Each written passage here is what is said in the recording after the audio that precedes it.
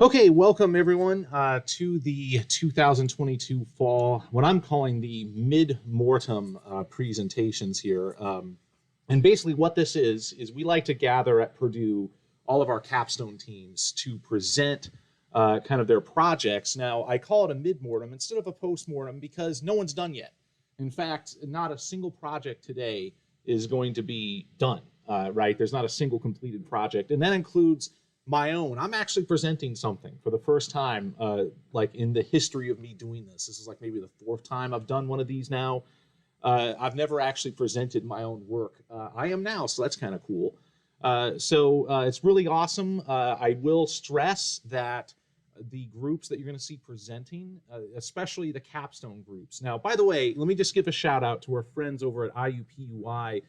There used to be this event, and who knows, maybe it's still going on and I just haven't heard about it, but there was this event called Indie Indies that used to always happen around this time, and it was always such a great opportunity for our students and also just area game developers to present their work, right? So I would always encourage capstone teams to have a demo ready for that and to try to make it into the Indie Indies event. But you know, there's a lot of news of IUPUI and you know, in Purdue right now. I think that everyone's really busy over there. So I just decided let's just do this on our own for you know, this time around.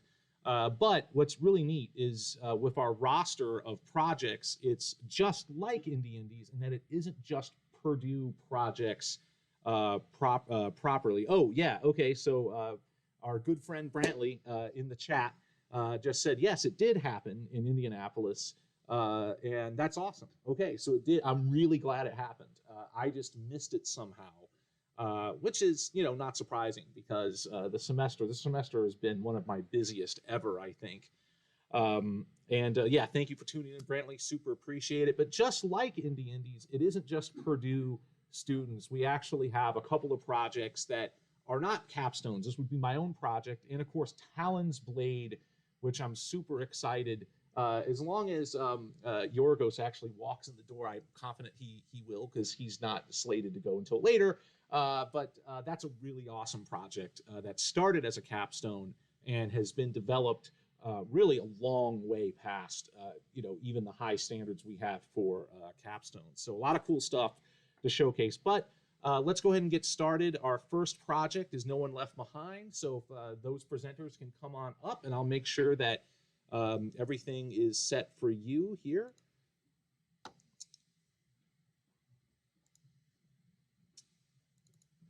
And of course, this is very much a labor of love for me, and it's just me running it. So please forgive any technical hurdles that may occur. Anyone that's in my classes earlier today knows what I'm talking about. Like, we really struggled here to get things working.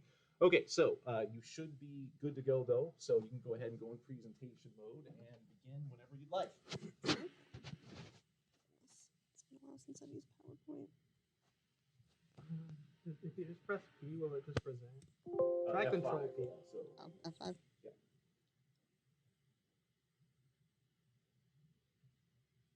Okay. Awesome. So hello. I'm Kelly, and then next to me is Stacy. Hello. We're two of the group members for Leave No One Behind, and we'll just go ahead and get started. Okay. So this is just meeting the team. We have 7 members. You can sort of read them all out as we go, but I'm the producer. Stacy's a level designer and programmer. Tabitha is our character modeler. Laura is our environment modeler. Veronica does VFX and lighting, as well as all their general help. Jake, he's not here right now, but he should maybe show up, but he's our character texture artist, rigger, and animator. And then Travis is another level designer and scripter. So what exactly is Leave No One Behind, or LNOB, LNOB? That's a sort of abbreviated version of it, but this is a third-person puzzle game where 3 characters get abducted on an alien spaceship, and so each of these characters have their own sort of strengths and... Display settings and go to duplicate. Whoop. There we go. Okay. So to go over that again, third-person puzzle game, 3 people get abducted, and you have to use each character with their own strengths and weaknesses to escape the ship, leaving no one behind, which is where we got our name from. Our characters, we have names for them and little, like, titles. So we have Muriel, our boomer witch. She's not good with technology.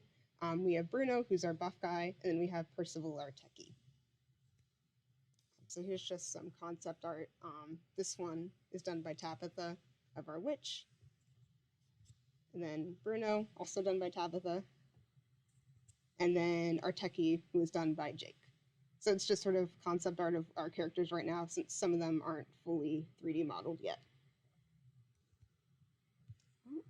There's supposed to be a video here, but I guess the... Oh, never mind. It's here. Okay. Hopefully it'll play. All right, so is this a Google Drive link? Yeah. Ah, yes. Anyone that's been in my classes knows that has never worked today, unfortunately, which we're just now finding out. So what you'll need to do is, okay, it looks like you got it. That'll work. Okay. So it's just silent gameplay of what we have so far. I don't know if Stacey wanted to go over, like... I can. Oh, did not preview the file. Let's hope this is quick. Can't scan. Guess your computer gets a Trojan.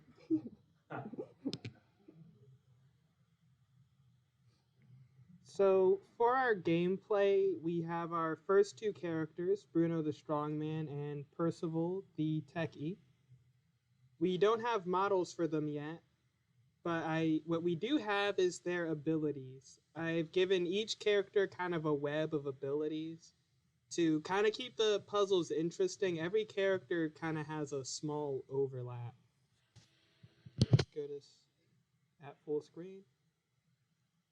So here's our techie in the room next to this purple button, and the person we just swapped from was Bruno. So the techie can press buttons, and I think in a moment that we'll see that the techie cannot jump at all because he's stuck in a wheelchair. See Bruno over here, press this button and pick up the crate.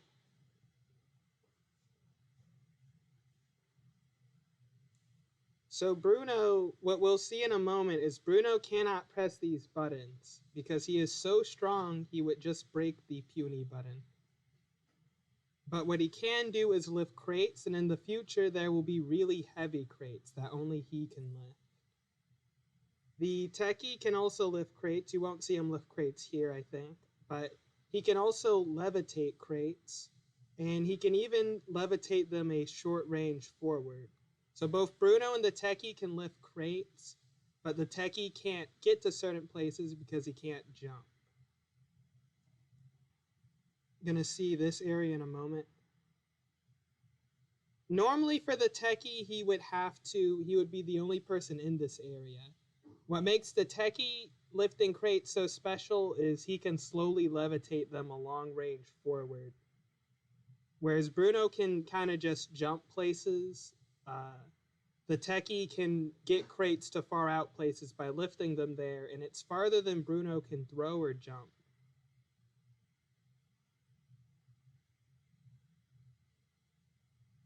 Has trouble getting the crate up there.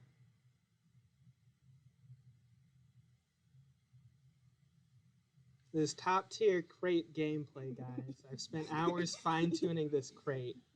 I really have, actually. So in the future of more complex puzzles, you'll have to decide who you need where. We'll have a third character, the witch. The witch can't lift anything at all, but she can reach high up places because she can fly. She can press buttons. In the future, this green and blue button will be working. For now, you'll have to guess what they're for. To guess how you're going to get the techie up there, up to that platform to press that button. I think that's pretty much it. Just more aimless wanderings. Looking up stuff.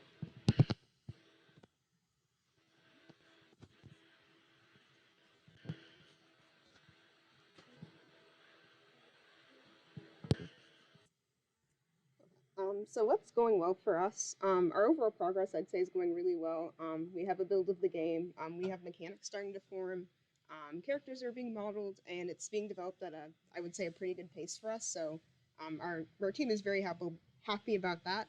And we have also created multiple builds within a single semester, with things being added in iterations. So that's also been nice. And another thing that's been good is documentation. It's been great to have like different forms of documentation with our game design document, and then we also have an art requirement document that also sort of gives requirements for like how big the model should be and what different models should look like. So that's been helpful as a reference when our character modeler, or not character modeler, environment modeler, Laura, That's how she'll be able to sort of see like the size for each model. And then product challenges. Sometimes it can be hard to get sort of feedback on certain pieces when they're submitted. Sometimes it can take some time, and it's just, we're all students, so sometimes we just don't see it, or we're busy with something else. And also knowing whether our feedback, like whether we're giving good feedback or whether it's useful, or even if it's something that the person that's wanting it is what they're looking for. And then always predicting time. It's always hard to know exactly when something will get done, because you never know what could happen. So you just kind of have to do your best about how you can know that. And then just sort of general fall 2022 takeaways. It's really important to play builds of your game, especially when you have like third parties playing it. Because like within your own team, you might already know how the game works. But somebody who's never touched it before, they'll have a completely different experience from you. So getting that play testing from other people is super helpful in knowing where you need to put focus on or where you need to change something up. And then always making sure to look ahead in scheduling and knowing, you know, are there any breaks that we need? Are there any deadlines that are coming up? That helps with making sure, you know, our schedule is going well. And sometimes it's okay to deviate from your plan.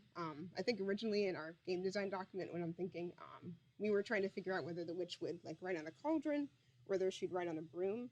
So I think sort of change that up a bit, and it's okay to change up from the plan if it's something that you see that'll just work out better in the end. So, does anybody have any questions? Yeah, I have a question. So, like, what are some of the influences that went into this game? Like games that inspired these mechanics, where you're switching from characters and so on. Probably the comparison I first made was Lego Star Wars. Kind of what I wanted, and this is why Percival can like lift crates, since we only had 3 characters, and I wanted, if you play Lego Star Wars, you commonly get this puzzle where it's like, oh no, CP3O can't jump. How do we get CP3O up here this time? And I kind of wanted something where it wasn't always obvious, which is why Percival, the tech guy, can also lift crates. He can press buttons, but the witch can also press buttons. So you might say, do we need the techie up here? Maybe we never need the techie up here, even though he can get here. Cool. Yeah. Any other questions for this team? How have you handled the scope of the project and your team size, its abilities? And do repeat the question for the Twitch audience. Oh, so the question was, how do we deal with the scope of our project and also within our team size? Yeah, just like the scope compared to how large it is. So originally, actually, our team was a little bit smaller. We had 6 people, and then Jake got added on. So it's mainly with like how many levels we have, because I think we're really sort of aiming for 3 or 4 levels, which I think is a good sort of range to get everything done in. So I think just not going too far, because I think a common mistake that might happen is that, oh, we have all these people, we can do a bunch of levels, but that's unrealistic, especially given the time frame, and you know, you have other classes too. So we're really trying to make sure that we have everything like manageable instead of trying to branch out and come up with new things that could potentially just fall through, and then we have more work and it wouldn't get done in enough time. Documentation definitely helps too. Gotta have just written somewhere what you need with what, especially like well organized. I like how Google will like show your headers in like a table of contents section. All right. Any other questions for this team? All right. Well, thank you so much. Yeah.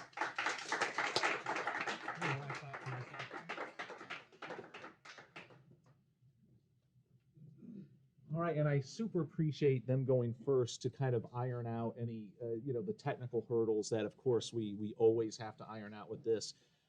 So the next group, I believe, is the Fasteroid team. So come on up.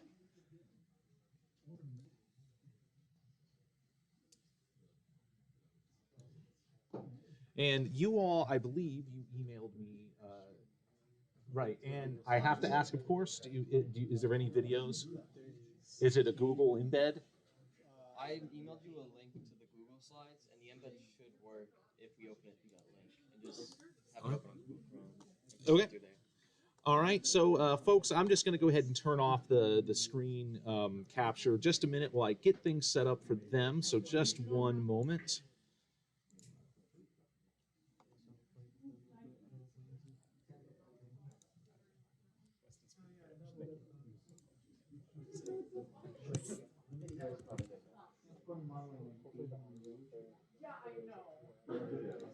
Okay, I do have the presentation up.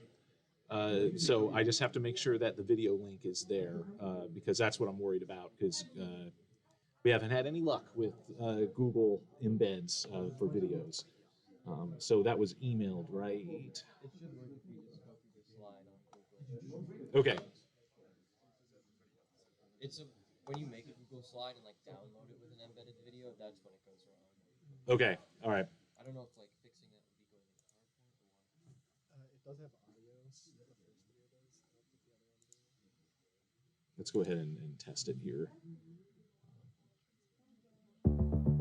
That looks like it works, actually. Okay. That's the old video. Oh, it's because you shared him the link. But it should update. It's the same Google Slides. Is the video not private on check on No, it doesn't have the background.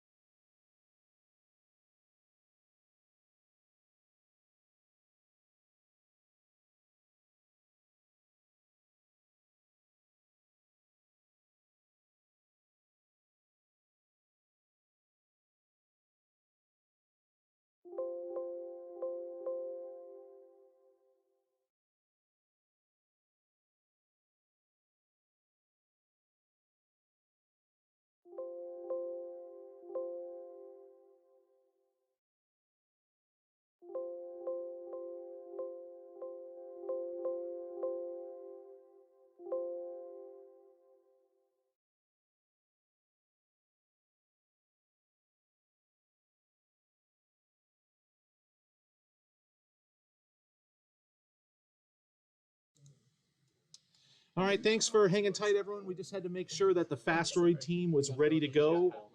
So let's go ahead and get started with them. I'll make sure that their PowerPoint is up and ready. All right, take it away. Hello, we're Team Fasteroid. Oh, thank you. We're Team Fasteroid. Our team is, I'm Justin Faust. I'm Weston Baker. I'm Ryan Everhart. We have our team over there. There's Brody and Eric, and then not here is Ryan and Bradley. But we're making and Lewis, sorry. We're making a racing game. This is kind of like a little a video of our demo that we have. And the track was made by Weston. Our own original music. Or I mean, the music was made by Weston.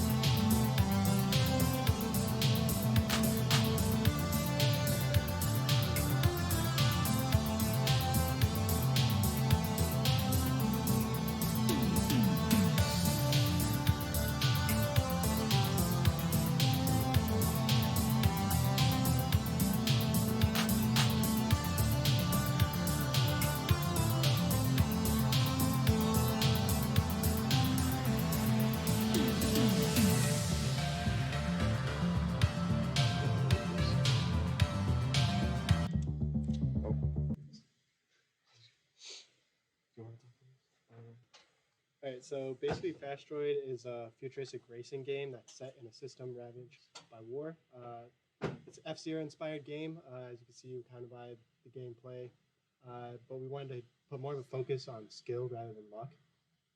We're planning on making 4 tracks, each with their own unique mechanics, so you're going to be using a different character to drive a different car each time, and then you're also going to be driving against a different person each time, so you have to change up your driving style. We're also planning on having a game mode that's kind of like a time trial, or like a trial where you race your own ghosts of like past races and try and get a better time than before.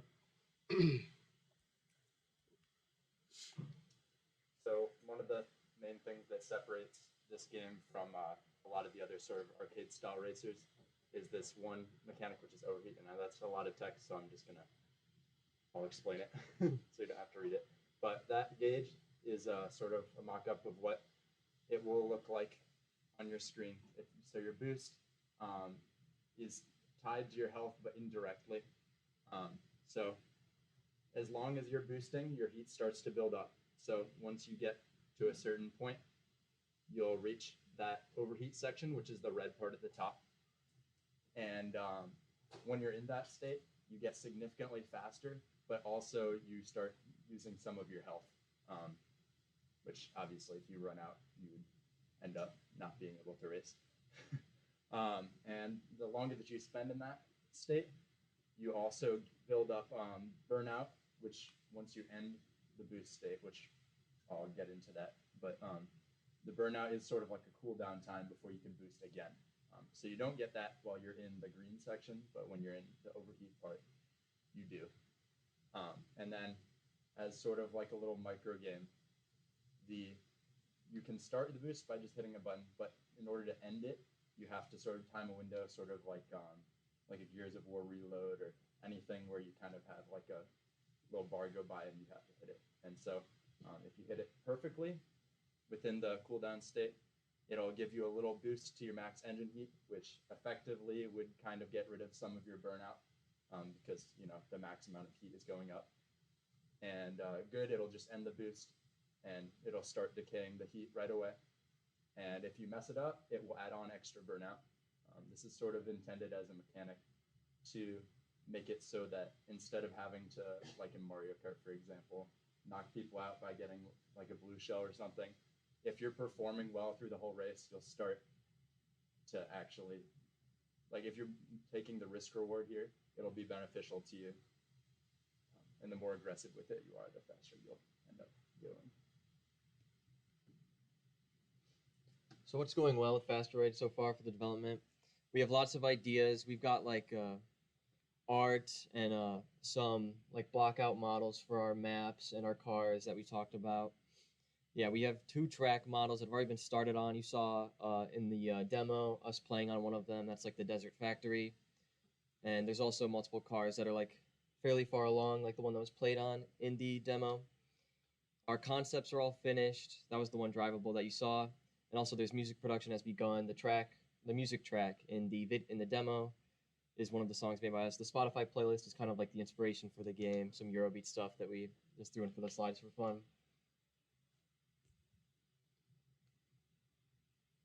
right. Yep. I guess I'll start up there. So most of the challenges that we've had so far at least are related to moving the vehicle, because obviously it doesn't follow like real physics where you would be going on a track like that at that speed and not flying off. What's that? I gotta explain it. So basically, with the vehicle movement, me and Justin are doing most of the scripting or the coding for it. And we had initially tried to do it making a more of a realistic style hover, kind of like if you've seen a Phantom from like Halo, where it's able to like flip around and stuff. And it kind of has like springs almost on the bottom to keep it hovering. And so it had like more of a realistic style of hovering, which we kind of found wasn't the right route to go. So we pretty much had to redo our entire way of doing the hover mechanic, where basically you have to now like fake the hovering without using any physics. And so that's taken us a lot of time to kind of redo that whole thing.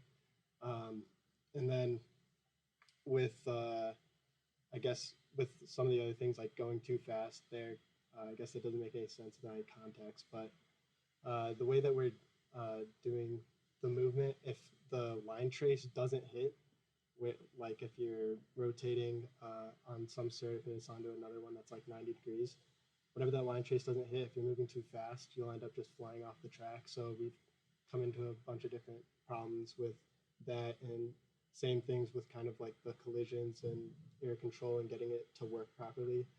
That's kind of been our biggest struggle right now. If you want to keep, I guess, talking about it. Yeah, I can explain. Like the air control, the problem is kind of with like the anti-gravity stuff going on. The way when the racer falls off the tracks, it's still possible to like manipulate the car in the air. And that's something we've had trouble like getting it to stay on the track and not letting the player like just go where they want in the air, because they should properly fall off, but you can get back on if you're skilled enough with the way the controller is right now. And then for car accidents is the way I put it. Collisions, sometimes it's better now with our new controller, but if the car collides wrong with like walls and such, it can get thrown off the track and mess up that ray trace like Weston was getting into, where if that doesn't hit, then it's going to start like it's going to think it's in the air, and then the air control is going to try and kick in and mess with it. And also on the side there, we threw in some pictures of like some blockouts of other vehicles we have planned.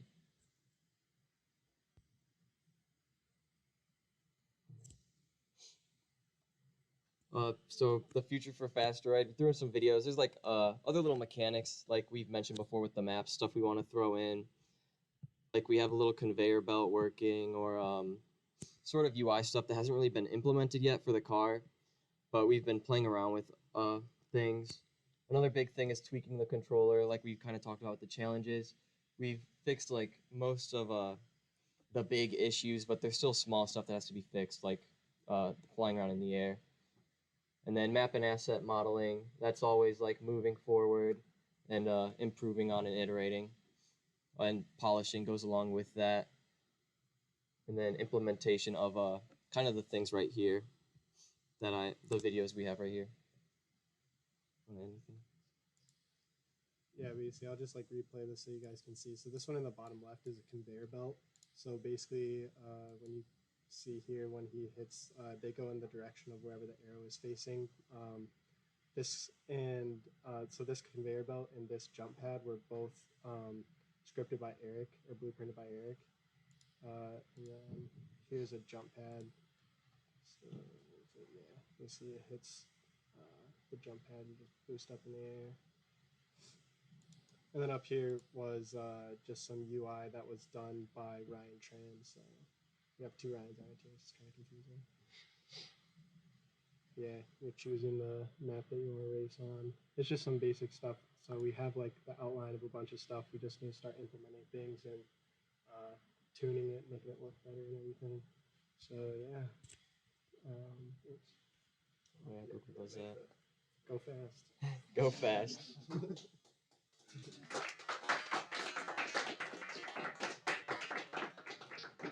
don't know if anyone has any questions. I know we didn't ask, but yeah. I was just curious about the multiplayer. How far do you want to go with that? Pretty much. Right now, we don't have any plans for doing like online racing, like against friends and stuff. But we do have like, hopefully, getting some like sophisticated UI that or AI that like is pretty tough to race against. So it's actually like fun, and we're probably gonna build up like the difficulty. So like the first race is gonna be a pretty simple beginner kind of race, and then by the last one, it's gonna be pretty tough to win that. And then besides that, the only other mode we're thinking of is that like racing your own ghost time trial type. I was about to ask about that. Would there just be a rainbow road level? Yeah, I know on the one that we showed you, we don't really have anything to like keep you from falling off the course, but we are going to have stuff like that in the future. But we haven't fully modeled. Like I think right now we have like the first two levels, but we're planning on doing some interesting things for like the end ones, so it's tougher, like maybe sharper corners and stuff. We're not sure about letting the player just completely fall off the map. Although we do have like the health mechanic, we could have like maybe it takes some of their health, which basically is tied to the boost, so that'd be a pretty important thing if they like fall off the edge, they take damage. We're not 100% sure about that because in F-Zero you pretty much just die if you fall off the edge. So we're not sure exactly how we'll do that, but we've thought about it and we'll kind of see as we go along. I could go into that a little bit. Yeah. So the boost mechanic being a little bit more complicated, I feel like necessitates it not being extremely difficult to do the like racing on the track in isolation, because if you're trying to time the window and watch the thing and do Rainbow Road at the same time, usually I'll mess it up. So it's going to be more about being able to do the lap time, at least from my perspective. And then, like for example, on that Desert Factory map, the interior section where you're kind of going on the side is going to sort of be like when it's fully arted up and everything. It'll have blind corners, and then those conveyor belts are going to be pushing you in the direction, so you have to think about it. They'll all kind of have their own little mechanic. Can't wait for like the jump pads, wacky jump pad sequence. Any other questions? So, are you gonna have guns? You gonna shoot stuff? Right now we don't have plans for that, but There's a tank. we were actually thinking, I guess, not guns, but along the kind of lines of doing damage or taking damage, that we might have some sort of like tankier car that you're able to like smash into your opponent and maybe deal some damage there, but we haven't really thought too deeply into that yet. So we just mentioned, because in my question, are you gonna have multiple cars or Yeah. racing, and will they have different statistics as to how fast they can go? Yeah, Good question. exactly. Yeah. So it was just asked if we're gonna have, are we gonna have like multiple cars with different sort of like stats and things going on? Yeah, so I think we like briefly mentioned that at the beginning, but so for each of the 4 different maps, there's going to be a different car that you're going to be using for each map, and you're going to be racing a different person each time too, and each of those cars is going to have different stats. So maybe one's going to be slower, but it has a better boost, one has a better acceleration, etc., etc. So yes, you will have 4 different cars. You won't get to choose which one you use. I think now we don't have that you can like choose, oh, I want this car on this map or this car on this map. It's just whatever map you choose, that's the car you get for that map. I guess that's how we were thinking of doing it. We might change that. Maybe they have a car that's better for a certain map. We've got to implement like the UI and player choice stuff. Yeah. We're kind of going for sort of a more, I guess, industrial vibe with the vehicles. The idea at first was sort of like, these are kind of people who are in this universe that are just left doing street racing with whatever they got. Like, I don't think you'd normally race with one of those like big digging things, and then like the rocket's gonna be really unstable but fast. And yeah. You want me to go into detail about the vehicle who's designed? Give us the lore. Yeah, Oh. yeah. Lewis is on our team here. He walked in. Oh yeah, you should come up, talk up here. One of the chief artists and deep lore designers. So, the current,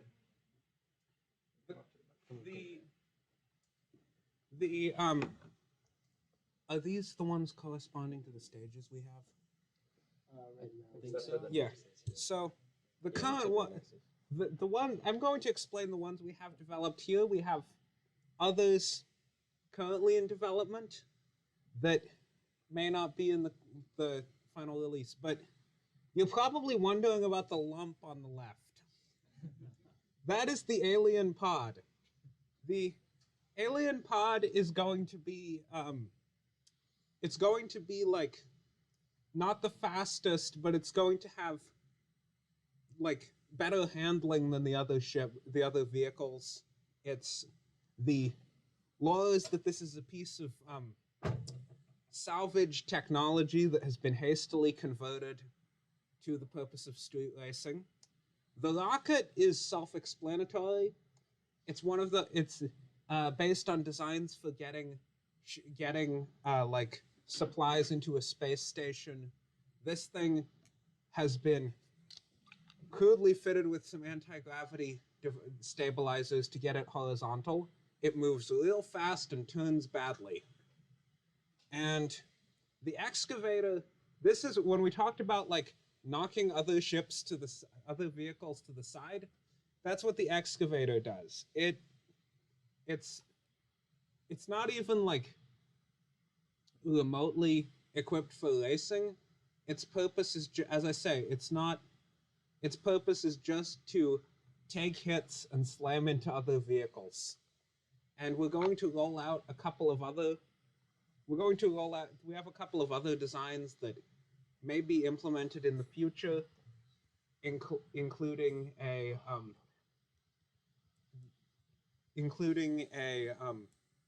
fake sponsored sports car, because we've noticed that for example, Mario Kart has been moving in that direction, and we figured even if we don't have a sponsorship, we can put some conspicuous brand names in. And there is a tank. We have not resolved what we're going to do with the tank until determinations about how the health system works.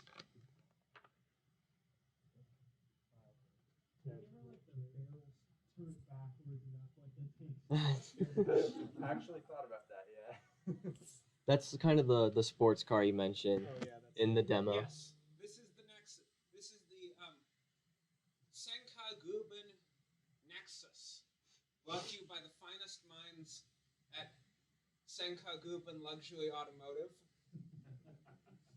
which it uses the old chassis of a previous vehicle they had made, equipped with salvaged engines from the orbital fleet of this system that was utterly wiped out during a war between two species of advanced aliens that kind of passed through this system and wrecked everything.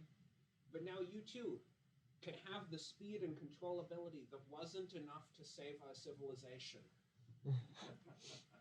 All in a classic design, which is classic because they don't have the facilities to make a new chassis. That's pretty much it. Any more questions? Go fast. All right. Go Awesome. fast.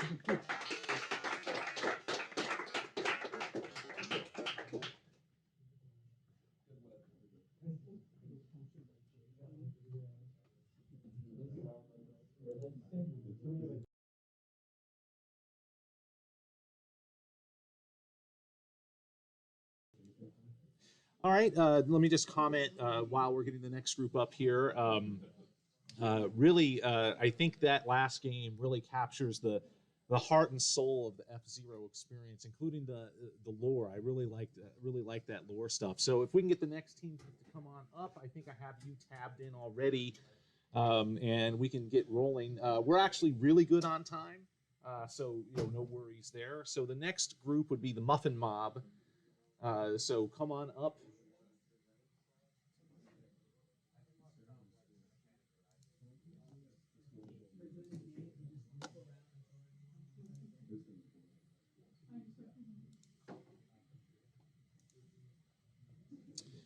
I always hit the wrong one. There you go.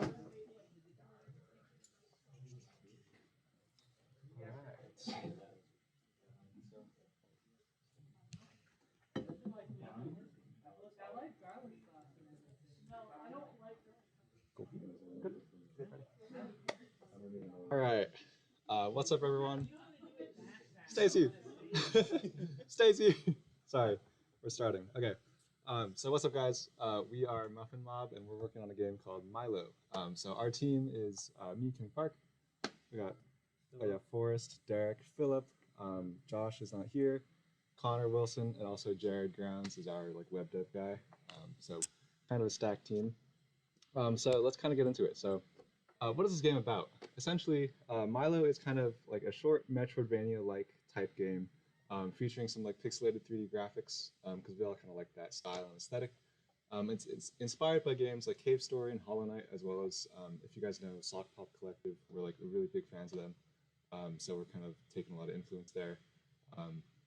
And it was created with one of the main goals of just being finished, because having seen a lot of capstone games in just the Purdue department over the years, one of the big things is people overscope, people really overscope. And sometimes they are overscoping even when they think they're not overscoping, which is probably the same case for us too. So I'm gonna eat my words in a couple months, but we're like really trying to scale down and just make a really cool experience that you can finish in like an hour, and just really be satisfied by that. So yeah, we did start development this semester, but we are reusing quite a bit of code from like some other projects and stuff just to kind of speed us up. And this is kind of like the extent of the story we have so far. Basically, you're a robot who really likes peanuts, so he's just gonna go and find some peanuts, I guess. Yeah, so here's some gameplay. This is like a sample first boss fight type thing.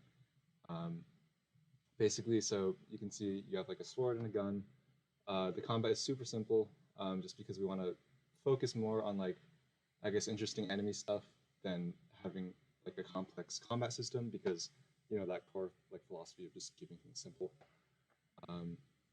So that's combat, and here's some of our other like more minute to minute stuff. So you have some basic enemies. You have a little launch pad here that you can hit with a hammer, grappling hook, some other stuff. But actually, we'll get into that. So here's kind of what's going well.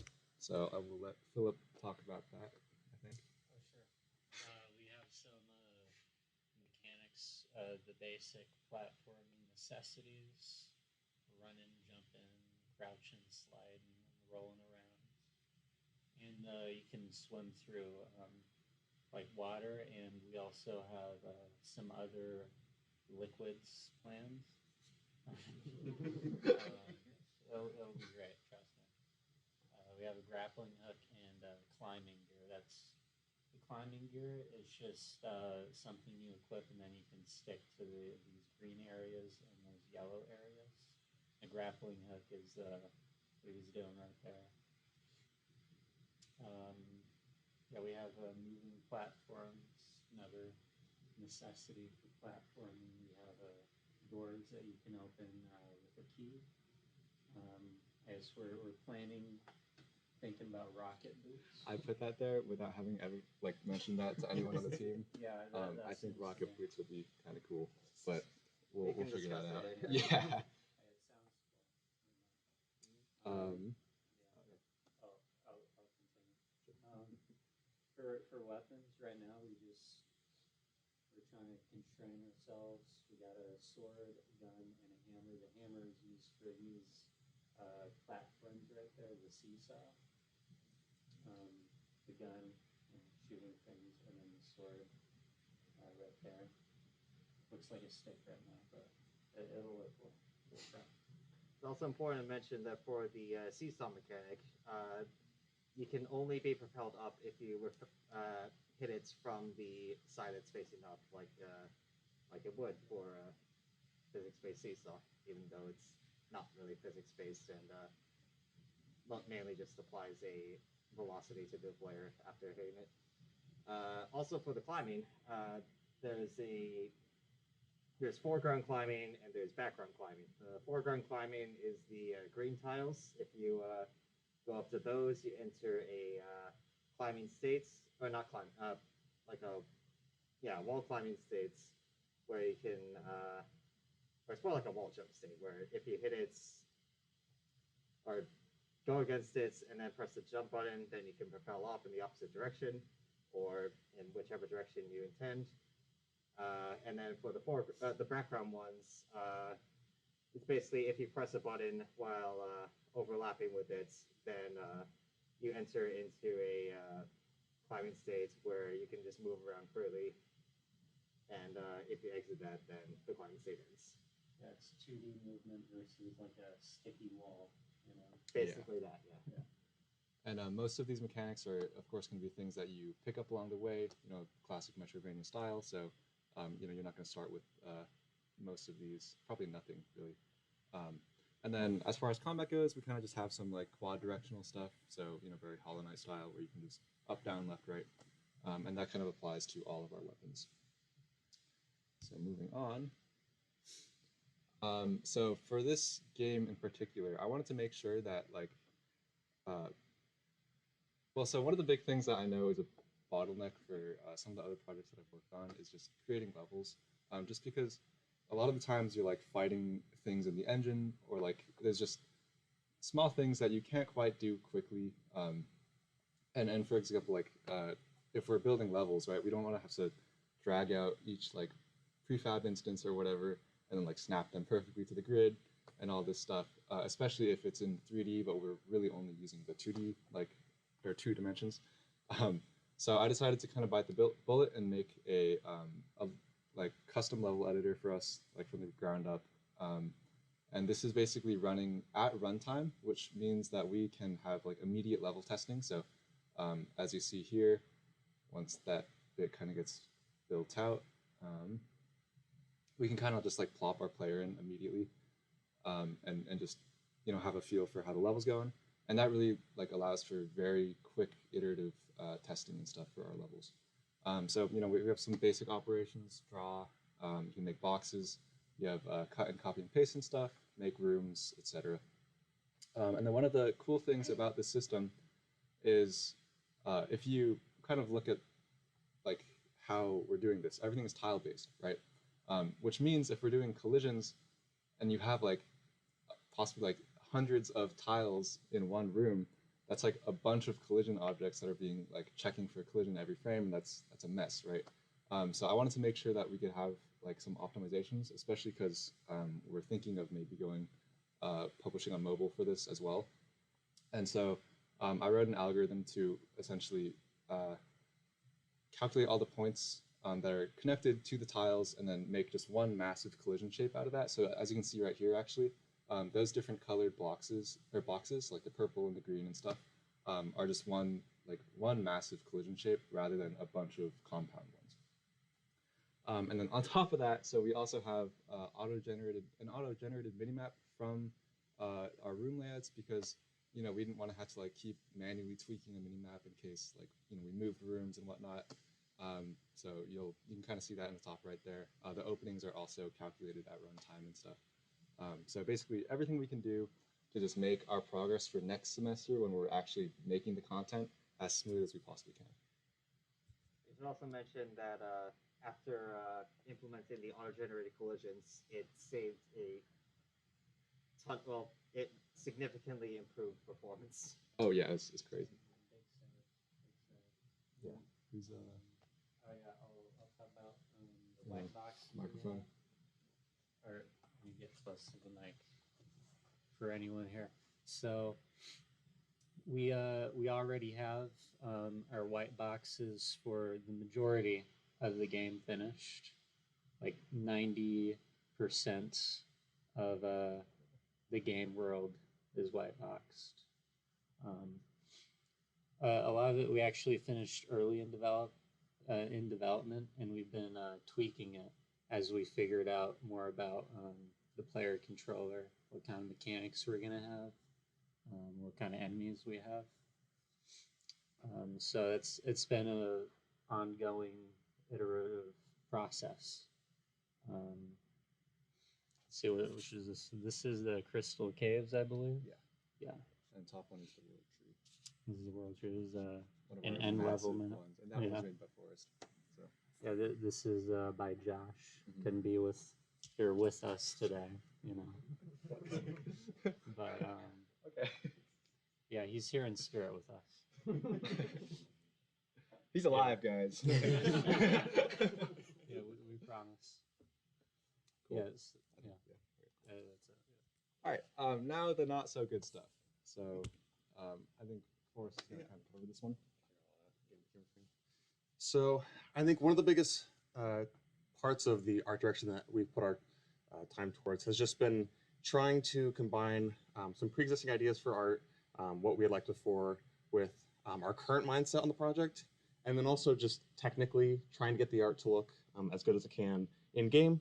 So when the game was initially pitched by Kenny, we had this little placeholder Milo. He was a rabbit that got switched over to a mouse for, I guess, for some reason I'm not entirely sure. I But think I just wanted the mouse. Yeah, I just like the mice better. That's probably what it was. But yeah, so we just began iterating on some designs for Milo, and we really liked these ideas that we were coming up with, but we just ran into some issues, mainly with trying to expand on some designs for the game. We were trying to come up with some like enemy designs and some NPCs, and we just kept on having the issue of not really knowing what direction to take them in or really like how to base them at all. Because we knew Milo was, he's an animal, but we weren't really sure if we wanted to do that for the NPCs or maybe have them be like bugs or, what inspirations to take from the environments. And I guess as an extension of that, also just not really being sure how to theme the environments. So it was really just a situation where we had a design that was really good and we liked it a lot, but we just weren't really sure how it fit into how we saw the game now. And so Kenny and I spent a decent couple of weeks just trying to figure out what we really wanted the game to look like, and also just how to balance it with some of the technical aspects. Since the game does have like a retro art style, we had some issues with like just trying to get things to look correct at a lower resolution, and just trying to make sure that details weren't lost when the character is only like 12 by 24 pixels or however many. So eventually we were just like coming up with some ideas, and Kenny ended up showing off.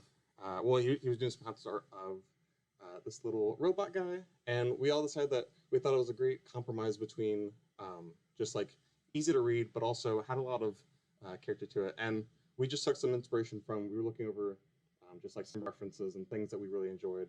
I think a lot of this, or a lot of the inspiration for this version of Milo came from some like Sock Collective games, and just seeing how they managed to do like really, really simple character designs, but they still had a lot of charm to them, and just finding out, how to really show the uniqueness of a character through more so like their silhouette and some basic shapes rather than it being a more complicated design. So this is the style that we've been going with so far, and we've just been going through a lot of our previously made assets, or at least like our concepts for assets, and thinking how we want to represent them in this new style. And so, for example, you have, we're currently working on, well, this is one of the weapon designs that I did recently. I don't believe we had a design for the gun before this version of Milo, but we wanted to go with a more, or just like theme his weapons, specifically this one around like just like more robotic stuff and more like technology based things. So this one is, I based this off of like a electron gun that you'd see in like an old CRT TV, and just added like a little handle to it. And so we've just been going through bit by bit and just trying to list out assets and make them fit with this new style, and I think it's going to go super well. Yeah.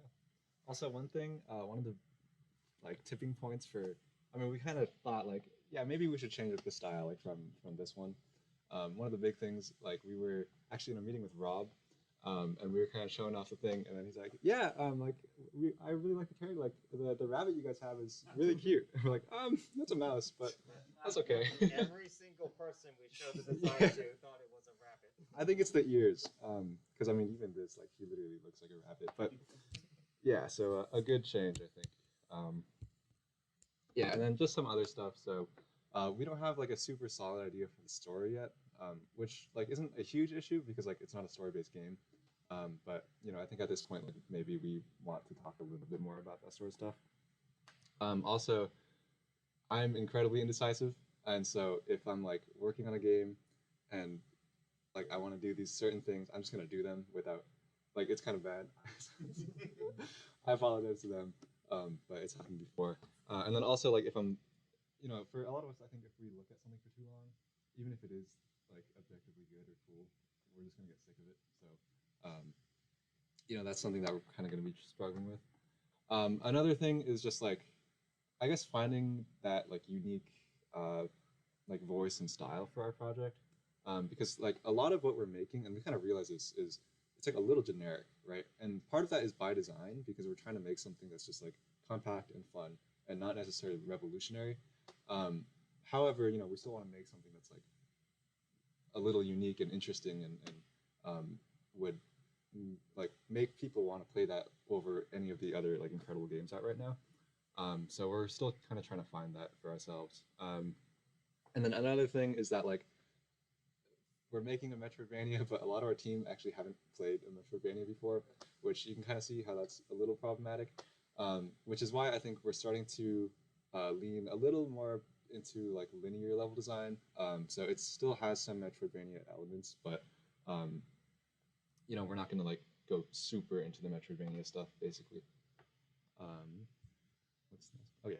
Okay, and then just some closing thoughts. So One thing is tooling, I think, is a really worthy investment. For this project, like the level editor has been kind of huge for us, just because we've been able to pump out those levels so quickly. And I mean, we got the levels out so fast that the levels happened before our mechanics, which is a little not terrific because then you have to like go back and do the levels again. But maybe that just speaks to how helpful it is to have a level editor. But you know, sometimes it's definitely like it is a big investment and it takes a lot of time. But down the road, a lot of the time, it will really, really benefit. Additionally, there's like no need to lock yourself into a story too early, especially if you're not making a story-based game, right? Because you know, at the start, we kind of had this whole thing about like how he's like a mouse from some village up above, and he like jumps into this pit, and then he like I don't know, we had some stuff. It was kind of cool, I guess, but then you know, we were then basing all our like the actual main points of our game off of this like kind of abstract idea of a story, and it was really just like really limiting for us. So I think really figuring out what the actual important part of your game is and then basing everything else around that is a lot more helpful, which kind of brings me to my next point. So you know, having like a core design principle you can stay true to has been super helpful for us. So for our team, you know, I've said it again or before and I'll say it again, it's just been simplicity this whole time. And one example of one that was really helpful for us, so while we were working on like our combat system, initially we were going to have like full omnidirectional combat where you can like aim your mouse and it'll like do that. And then we were going to have like a bunch of different weapons, and the grappling hook would be, it wouldn't be like auto aimed, you would have to like actually shoot it out. And it was just like a lot of complexity for a game that really did not necessitate that level of, I guess, just complexity. And so, you know, we really scaled down and we thought, well, like, what are we actually doing here? Like, this is a small game, so we're just going to keep it super simple. So we just stuck to the 4 directional combat, and it matched the tone of the game a lot better. It made it a lot easier for us, and it was just like a good call all around. So just listing out those like core design principles really helps guide development later on. And then finally, kind of just like making a rough timeline of major milestones that you want to hit is super, super important to development, especially because like, you know, if you're anything like me or a lot of the other people on our team, we can really get lost in the details and like, you know, making the jump feel just perfect for like a whole week instead of doing literally anything else. And so having like a rough timeline, even if you don't necessarily hit all the pieces on time, you're going to be in a much better position than you were if you didn't have any sort of like idea of where you want to be and when, which is, I think, the main thing that's gotten us so much progress, just because we have like, okay, this week we're going to focus on this, and then this week we're going to do this, and so on and so on, which is, yeah, it's just been super helpful for us. So that's kind of everything. If you guys have any questions, then we'd love to hear them. So.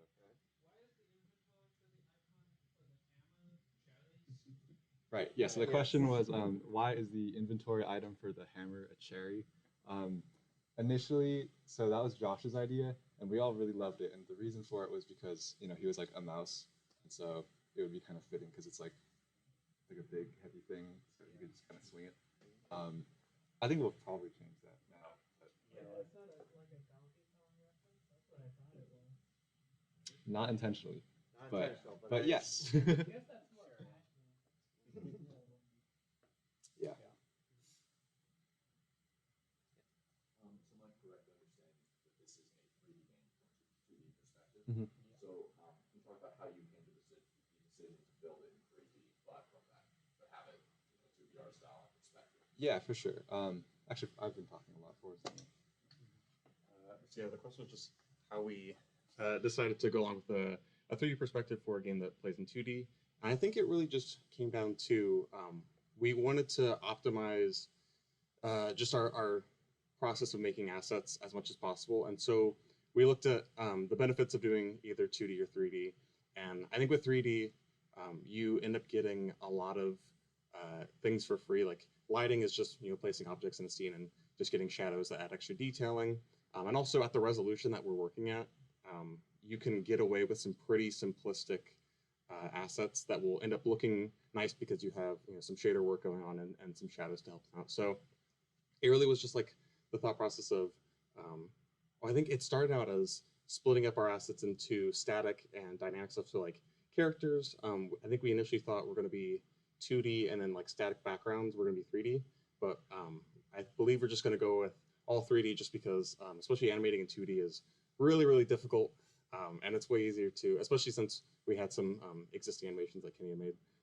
So just like having those as a base and those already working with 3D assets, it just seemed like it made sense to just try and streamline everything, make it 3D and just add details where necessary. But especially, like I said, with the resolution that we're working at, we don't need to really go that in depth. I do believe that we're going to have, or at least we may have the option for, if we have just like some props in the environment, just like one-off things or things to just add some detailing to the environment.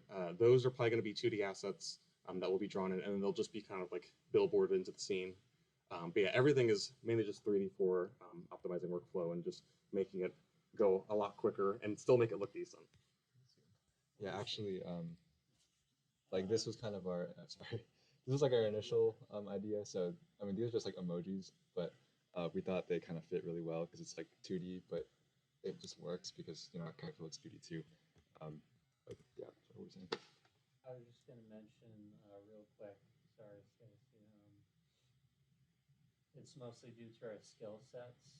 CGT has prepared us almost entirely for 3D. So, like, we just don't have 2D in our toolboxes.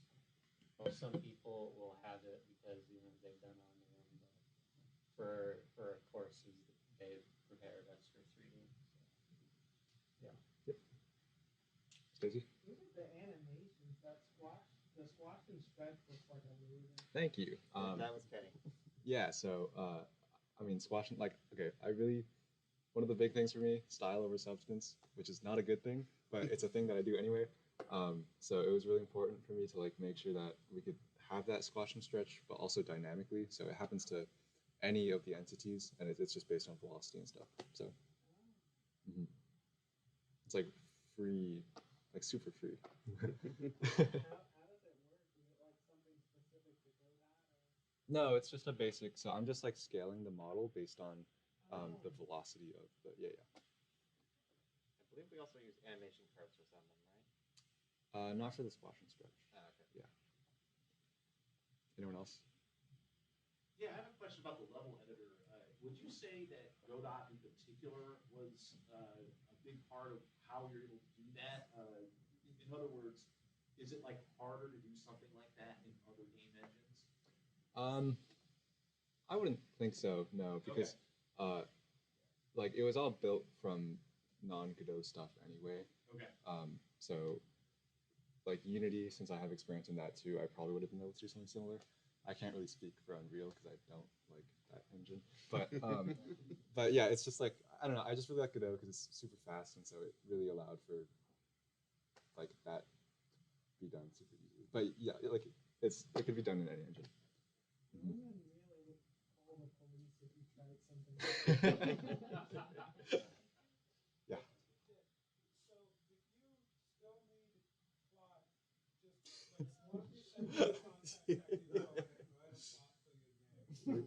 Yeah. We will keep that in mind. Cool. I think that about does it. So yeah, thanks everyone.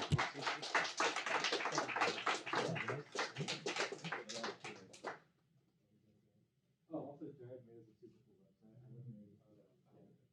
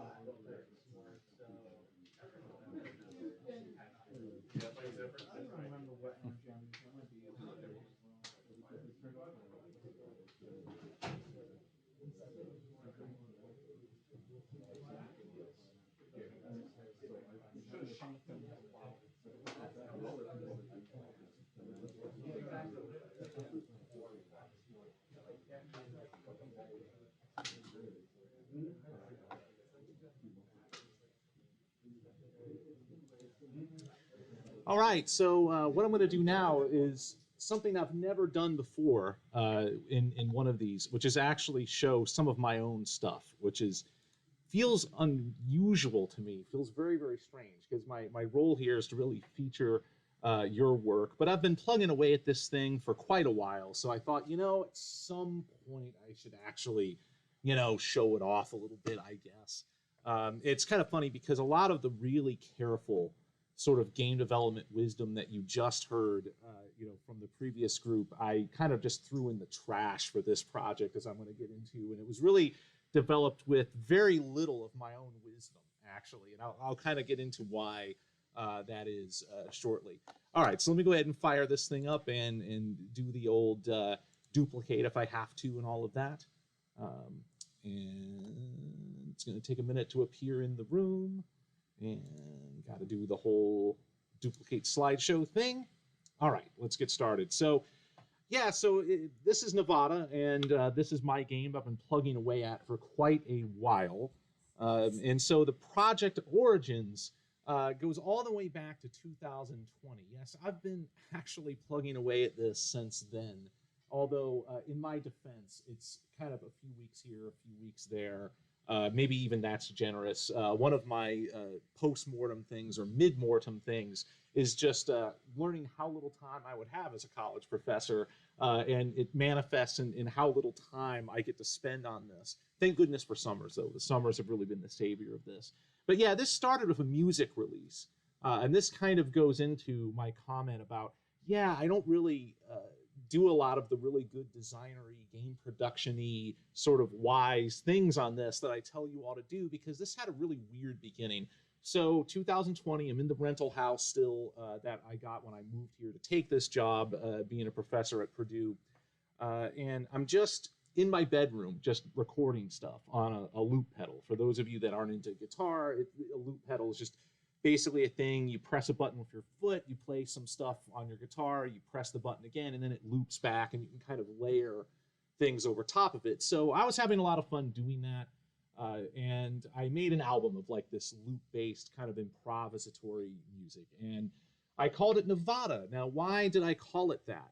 I didn't intend to call it that at the beginning, but it was really because, okay, so when I moved here from California, and actually when I moved to California from Wisconsin, I would have to drive through the state of Nevada, right? And there's something about the beautiful desolation of that state. If you've ever been in that state outside of Las Vegas, obviously Las Vegas is much different, it's a huge city, but everywhere else, maybe Las Vegas and Reno, but everywhere else, it's like so remote.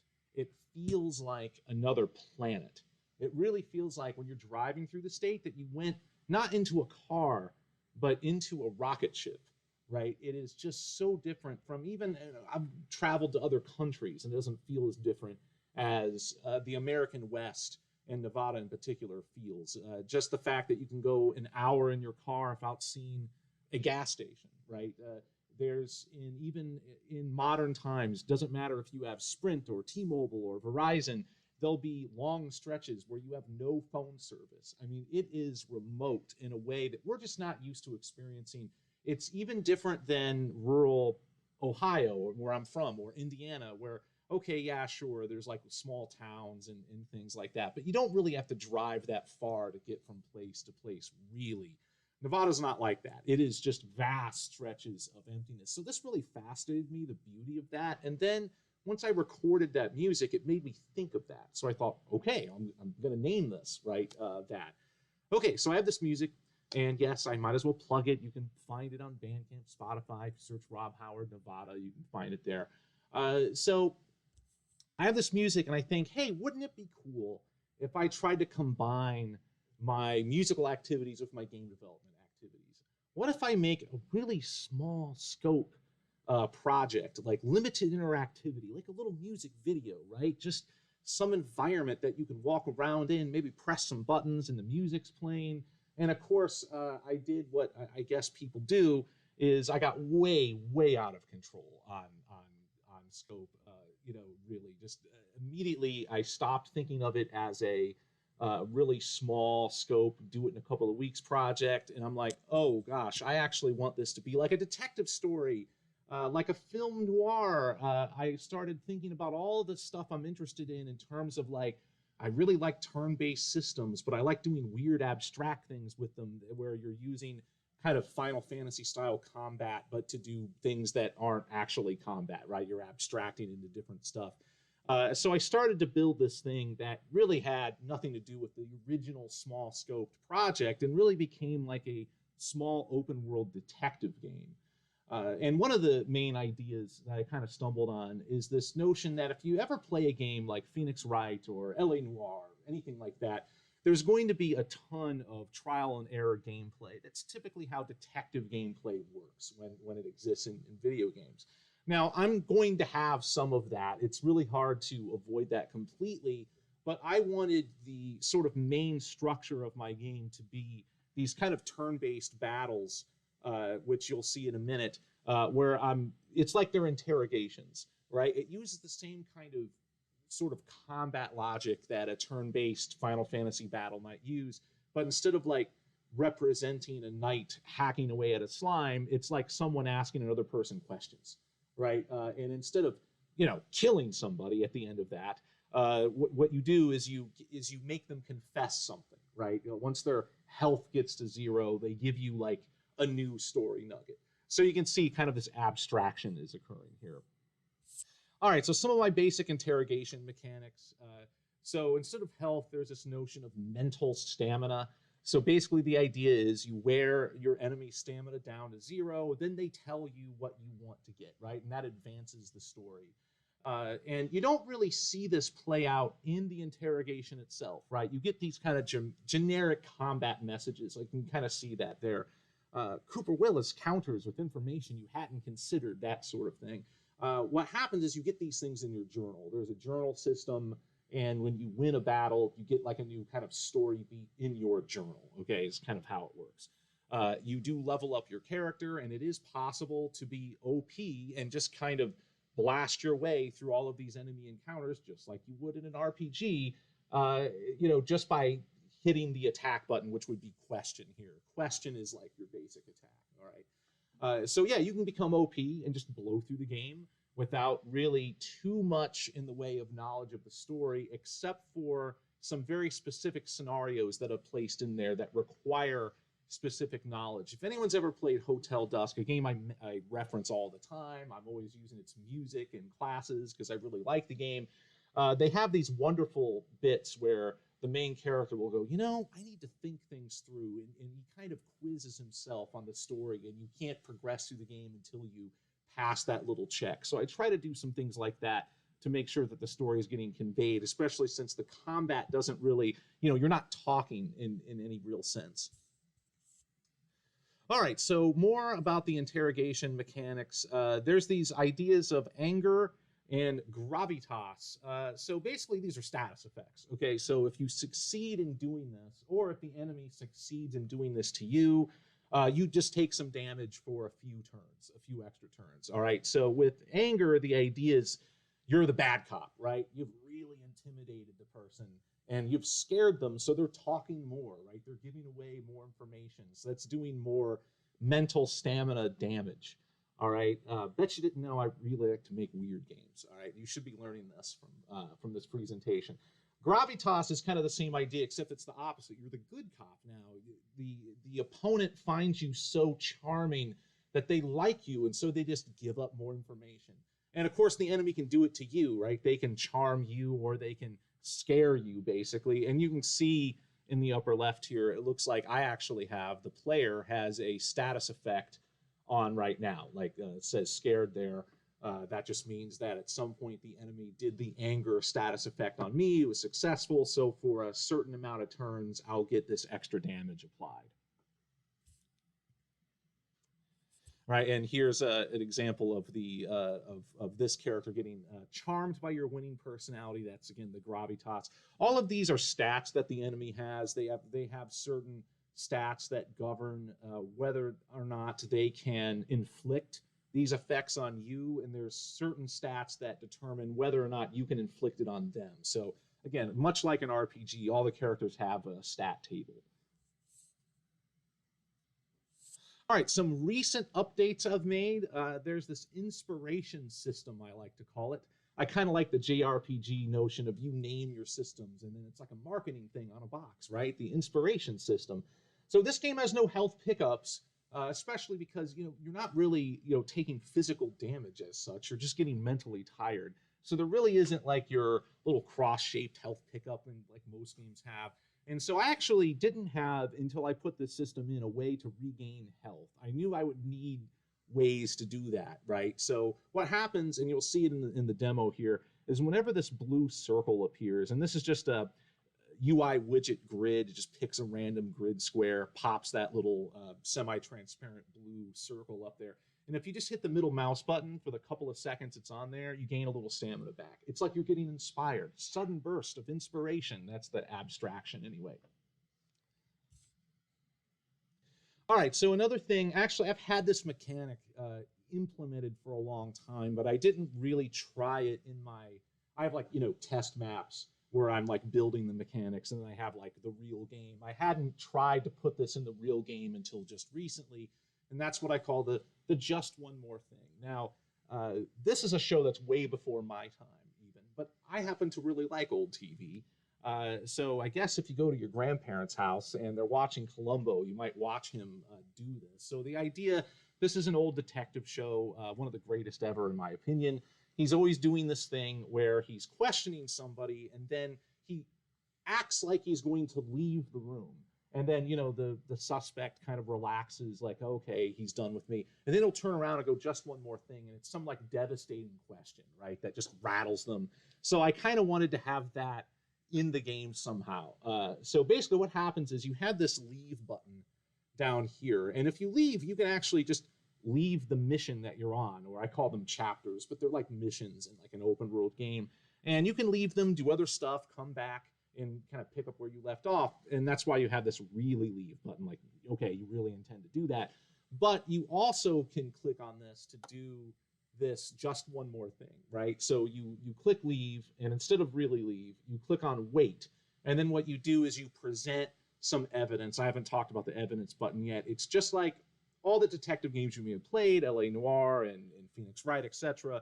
You do collect evidence, you click on that, it brings up a menu, you select evidence, and if it's the correct evidence, in this case, it does damage to the enemy, basically, if you select the right thing. So when you do the just one more thing, you click on wait, you get the evidence menu, and then there's a special piece of evidence that's set to really rattle them. And if you know what it is, and this is where you have to be reading the journal, keeping up with the story, like remembering what the characters are, their motivations are, that sort of thing, then you should be able to find what that piece of evidence is and hit them with that. And then it does like massive damage, basically, hit weak point for massive damage, that sort of thing. Okay, so the next couple of slides, we're going to look at some gameplay. I apologize in advance. This is going to be a long presentation. I was like putting this together today and I realized I might be one of the longest ones here. Okay, let's take a look at this.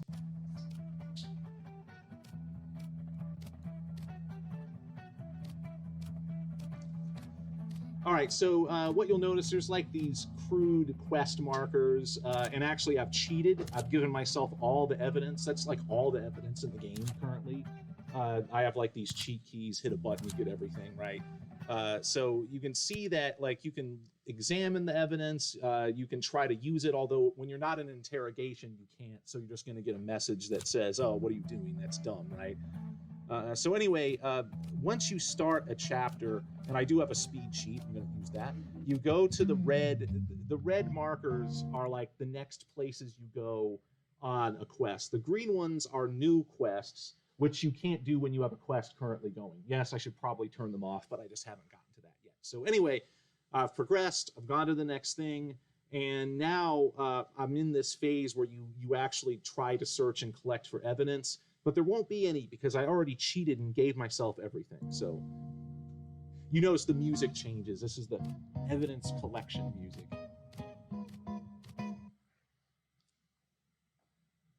All right, and yes, I need to go to the next slide.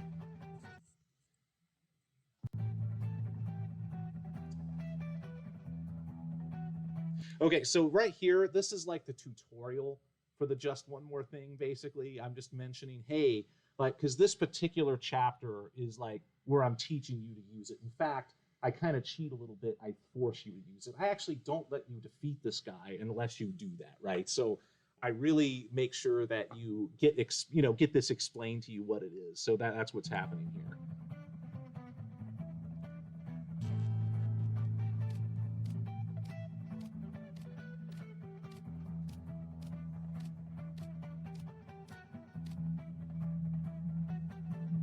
All right, and so here's just, the dialogue system. You may recognize this if you've taken one of my classes. I authored this a couple of years ago for a capstone team, actually, and I really liked it. So now I use it, and I give it to you in my scripting class. So that's what this is here. It's just a really, really simplistic branching system.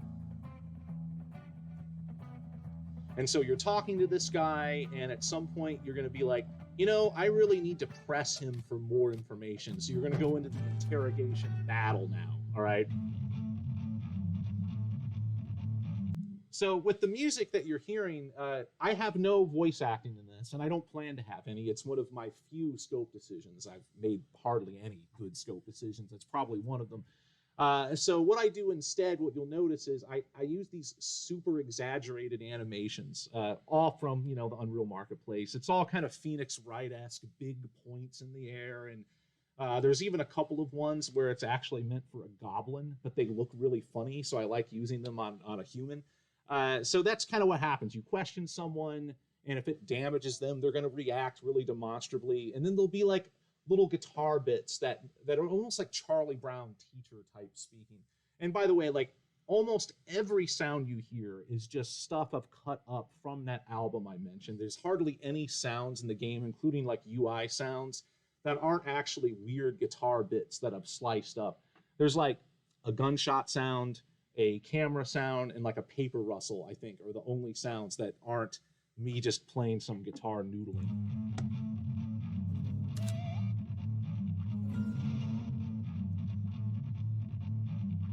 Now, one thing you'll notice, this moves really quickly, and part of it is I have the turn delay set to a really small amount of time to make this not, take a long time. But normally it would be a little longer than what you're seeing in between each turn. So right now it looks like he scared me, right? That's why I got this message here, and I'm scared now. So he inflicted a status effect.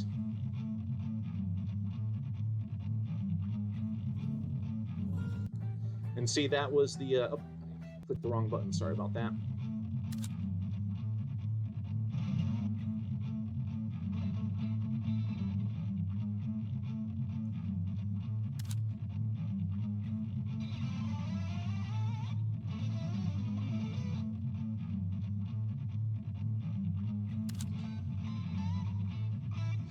So there, I keep wanting to hit pause, and I keep hitting that button, and I keep rewinding myself.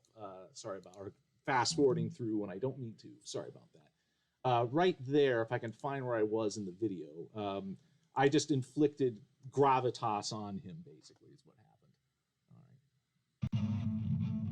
All right. Make sure I don't do that again next time I try to pause.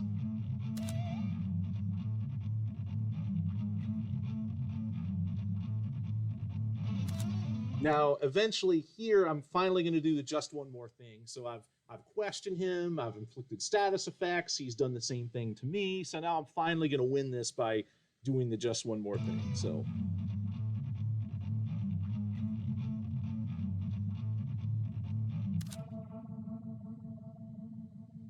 and you can see there's that, the music kind of stops, right? Because it's like, right, what's going to happen? It's this piece of evidence here, this little weird machine thing. All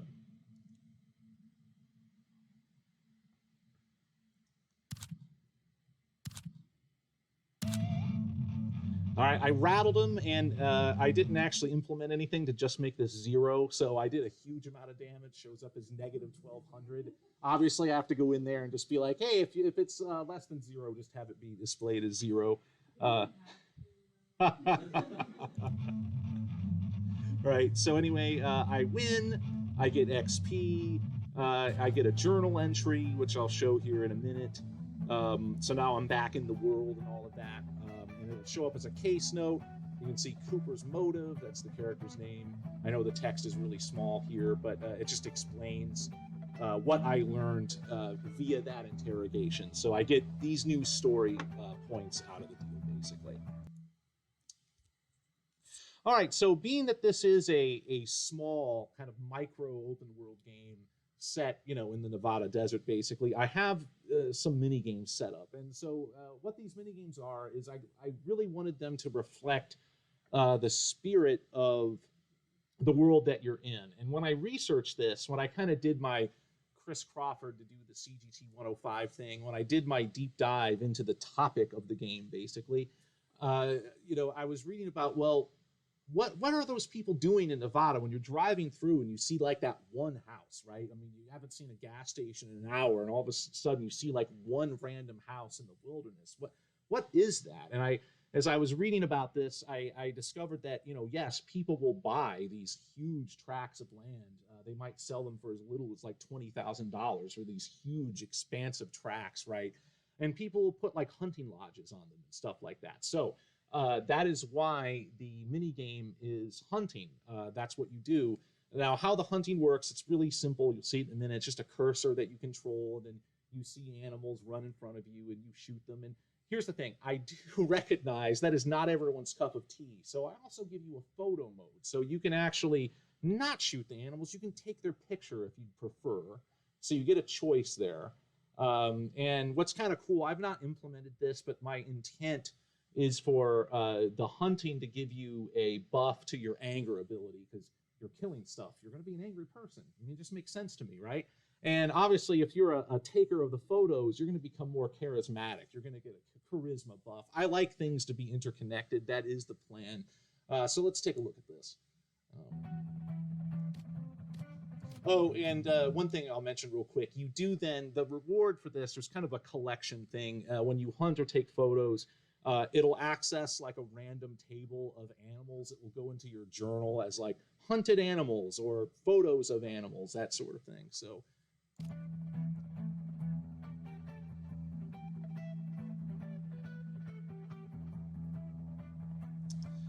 All right, so eventually you'll start to see, yeah, there they go. Now, one thing they can do, I don't let this happen, and this is just the free pack of wild animals on the Unreal Marketplace, right?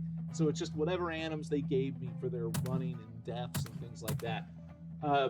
They will occasionally not die and instead charge you, and they can actually kill you. That can happen. Obviously I don't die here, but you do occasionally see them decide to run at you instead of just stopping. Yes, the bird death anim is pretty silly looking. Yeah, that deer is starting to run towards me. I am going to implement a limit on bullets. I have not put that in right now. Yeah, you can see that creature is running at me to try to dismember me or whatever. Eventually the game ends. All right, you get the new journal entry, you go into animal hunted, and it's gonna pick a few. It's not going to be like accurate to the animals you actually shot, right? Because I only have so many free assets to use, so there's going to be a big database of potential animals, even though there's only 3 or 4 that actually show up in game. Now here's the photo mode.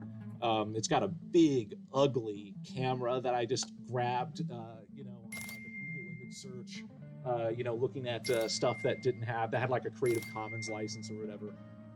And I just like alpha'd out a big hole in it. And yes, they can actually kill you also. They can get mad that you're taking their picture. That's why I give you this run away button, and you can actually end the game early so you don't die. Because you can't actually shoot them in photo mode, right? So I give you the ability to run away. And that's how that works. And then you get the same idea. You get, you can see there's 2 animals in the animal photo section here. Bald eagle and mountain lion, and I'm trying to make it where like you get a bald eagle only when you take photos, because that's an endangered animal. You shouldn't be able to get that when you shoot it. That's illegal. So I'm trying to be a good citizen there at that. Okay, so those are the mini games I have now. I'd love to get more in, and they're like really fun to make, but also it's like, when am I ever going to finish this, right? Okay, so what is going right? So getting Unreal 4, and no, this is not going to Unreal 5. I'm frozen this to 4.26. I am not doing that to myself. I actually think it was really fun and awesome to get Nevada, the game, to look like the actual Nevada. I think it does look like it. It looks like what I remember. The terrain tool in that engine's really good. It's not very hard to make a really good landscape material. As you saw, you can get the correct foliage, from the marketplace really easy. That is something I took some time to look at before I even got started. Like, were there asset packs available? Since I'm not a modeler and not an environment artist, I'm just going to be kit bashing. Can I actually make Nevada out of stuff I can get from the store? And the answer is yes, and I think it looks really good. Obviously, I feel good about the music because that's the start of the whole thing. Everything in the game is, except for like maybe 3 sounds, like I said, is extracted from guitar bits, and I think that works fairly well. And I hope I am on the right track for this detective game that doesn't use trial and error stuff, that uses more systemic things. I think I'm on the right track. And possibly, most importantly, and because if this isn't true, then none of the rest of it matters, really. I'm having fun making it, and it's keeping my skills sharp, right? Why am I even doing this? Like, I have no time for this. This is ridiculous. This is basically like that car that your uncle has in their garage, right? And the uncle goes and tinkers with it all the time. That's what this is for me, right? And I think as a professor, it's really important that I have this project, something like this. It's fun to make. I enjoy making it. It's keeping my skills sharp. It's giving me fresh sort of, war stories to share with you in development. So that's certainly useful. And it's another experience in which all of those design rules that I teach are proven right, because a lot of them I'm not doing well, and it's going to show up in my what's going wrong thing. So it's kind of confirming all the things I like to teach you, right? So let's get into a couple of more things that I think are going right. I do use a custom font. That's like my terrible handwriting throughout. That was really fun to make, by the way. There's like websites where you can do that. You just, you print out a grid, you write letters in it, and then you scan it, and then you get a font that's your handwriting. I highly recommend it. It's really fun, actually, and not very expensive. In fact, some of them are free. Just depends on how large the character sets are. I think some of the simple tricks I'm doing for the UI, like you see in the lower left in the demo, that's just like my own hand holding up a notebook. It looks good. Looks good. I like it, right? And I was nervous about this notion of having no VO and having kind of this musical talking. For the longest time, I didn't think that was working well. I actually do think it's starting to work. I might also be going insane, but I think it is working okay. And I'm happy about that. Okay, so what's not going so well? Obviously, this was really dumb from a scope perspective to do this, right? Betcha didn't know I was stupid, right? This is just way too big for me to be doing, especially because I'm really stubborn about it being something I do 100% by myself. I think coming from industry where like a small project is like 40 people, right? And like a big project is hundreds. There was just this itch that I had to be like, I'm just going to be stubborn and even do the things I suck at myself just because I want to, right? And that's fine, but I probably should have like chosen like a much tinier thing, maybe the original concept, for instance, but I just got really stubborn about it. And, so obviously that's ridiculous. I started this in 2020 and here I am now. So the asset store for characters is definitely an issue. If you're not, a character modeler, if you don't know a character modeler, you're really stuck looking in the asset store, and that was difficult. And kind of the analogy I like to use, it's like community theater. If I were going to put on a production of Macbeth, okay, I don't get to use Tom Cruise, right? I don't get to use, your favorite actor or actress, right? I have to use who's in the community, right? The Unreal Marketplace is like the community, okay? It's whoever walks in that door is who I got, right? So my protagonist is a sailor. That's what he's called in the Unreal store. He's got a knit cap, right? It's totally too warm for the environment, but I'm like, it's November in Nevada. It gets cold at night. That's why he's got this sweater on, right? But, he looks okay. Looks okay, right? The guy that you saw in the interrogation, Cooper Willis, he's got blood on his face, right? Like, I don't want blood on his face. It's probably because he comes from like a zombie game pack or something. But I needed an older looking guy. That was the closest thing I could find, Okay, again, community theater. It's whoever walks in the door, right? A bunch of my characters were made. I bought like this $70 like character creator thing. It's meant to be like a Skyrim character creation kit that you put in your own game or whatever. I bought it because I knew I could make like a few characters, like maybe 5 or 6. They all kind of look the same because they come from that kit, right? Those are the sort of compromises you have to make. I kind of find it personally amusing. I don't think it kills the game, but yeah, it's hard. It's definitely a challenge. And as I mentioned before, way less time. When I started this, it was at the beginning of my time here at Purdue. The way they start you out when you're a new professor is they give you a couple classes. They start you slow, right? They're like, let's get comfortable. And you're like, wow, like I can't believe how much time I have. And then you really get into the job and you're like, I have no time, right? And so, there's that. Now, the summers, that's the savior of this. I wouldn't have made any real progress on this if it weren't for having, the summers. That's really where I get to work on this. So that's good. And yeah, like I said, I really, yes, there's some things I'm trying to do. I have documentation for this game, but because it's just me and no one's looking at my crappy blueprints, no one's looking at the documents, no one is there grading the work like I grade your work, I find that I bend and break things all the time. And where I think that's particularly hurt me in development is when I don't work out a system particularly well, right? I get it in a test map, I spin it up. I didn't really do a rigorous, paper design or anything on it. It's just coming out of my head, and I think, well, it's fine. I have it in test map. It works okay. And then I actually try to put it in the real game, and it's massively lacking, and then I have to do a bunch of backtracking to fill in those gaps, right? That kind of stuff. I didn't, and this is going to be really embarrassing to admit as a level designer, there was really no white box stage in this. This was just made, right?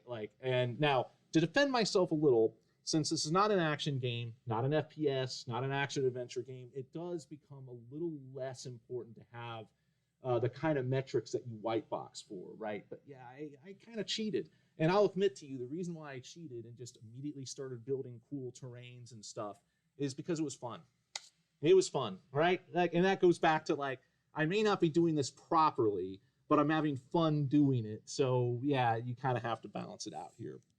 Okay, so future work on this, I would say the game's in a rough alpha state. All the content is in. There's 15 story chapters. They're all there. You can actually play through the game. However, about 60% of that content is really roughed in. I mean, it exists, but it's you might go up and get into an interrogation encounter and press the question button once and win, for instance. It's just there, not developed, okay? So unbalanced encounters, lots of jank, press button to win, but it's all basically there. It needs QA really badly. It needs probably some people that are not me at some point to play it and find all the zillions of bugs I know it has kind of underneath the surface. And I would like to get maybe one more thing you can do in the world other than the sort of critical path stuff. And I'm not sure exactly what that is. I do have, one of the things I have in the game is I have these golf carts to help you get around, although they've sort of been deprecated by my speed cheat, which I'm actually going to keep in the real game, the speed cheat, because Falcom does it in their RPGs. And I'm like, I think that's pretty cool they do that. I'll do that too. But I was going to have these little races with the golf carts where you just, go from point to point or whatever. I don't know if I'll actually do that, but something else other than the hunting and photography. And I need to do a big cinematic pass where I develop better shots, do all that Bruce block contrast and affinity stuff. In the demo, you did see how I did try to backlight that character a little bit to get some cool shadows in there and things like that. Okay, so when's it going to be done?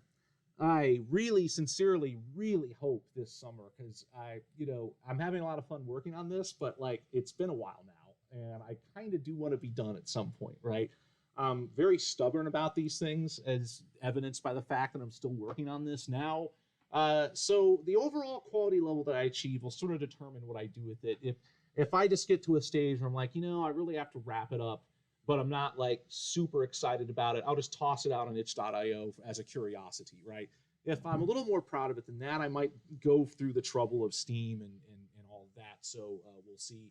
I may, and don't ask me now because I have no idea if I'm going to be able to do this or not, or if I want to, but I may need to even recruit students, dangle out the work experience credit thing in order to QA this. I've been considering that as a potential option, but not sure. Too many unknown details. Okay, so there's a devlog, rohogames.com. It's like the only thing on my website right now because, as I've mentioned before, my website had to get nuked over the summer. So if you want to read some really specific things about the development of this, you can go there. But for now, any questions? Okay, Stacy, we'll work that way.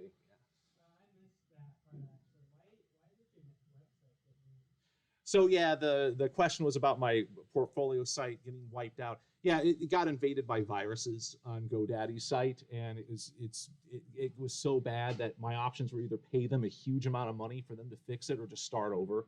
So since I'm not like job hunting or anything, I'll start over. I still have all the content, right? Like all the videos and things, those are separate from the website. I just have to get it back on there. All right, yeah.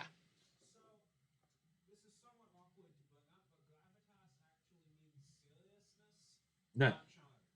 Okay. Yeah, well, I think my interpretation of gravitas is that your presence in the room is so, sort of, you have such a presence that you want to give information to people, right? Now, I know probably as I've worked with that, it's kind of morphed into a charm, and maybe it can be called charm. But I also happen to really like that word. So I'm just holding on to it. Okay, yeah, other questions? Yeah.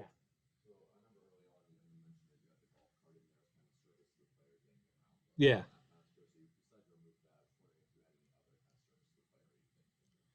Yeah, Yorgos is asking about service to the player, and originally, because I do have this kind of big open space, and there's a lot of walking around, that's the reason I had the golf cart originally. It's still in there. I'm just not really using it.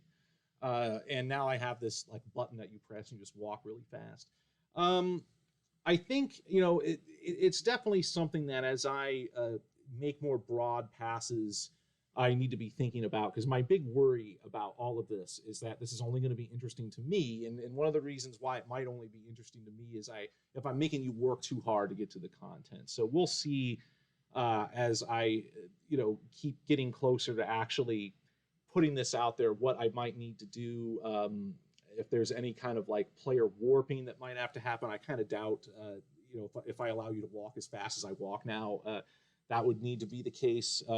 I did, by the way, as a service to the player, finally develop a save system. Is one of those things that this is just going to be an hour-long game. I don't need to do a save system. And I was like, nah, I'll do a save system. So that's in there. So your game does save now and all of that. So you don't have to do it in one shot. Yeah, Ryan.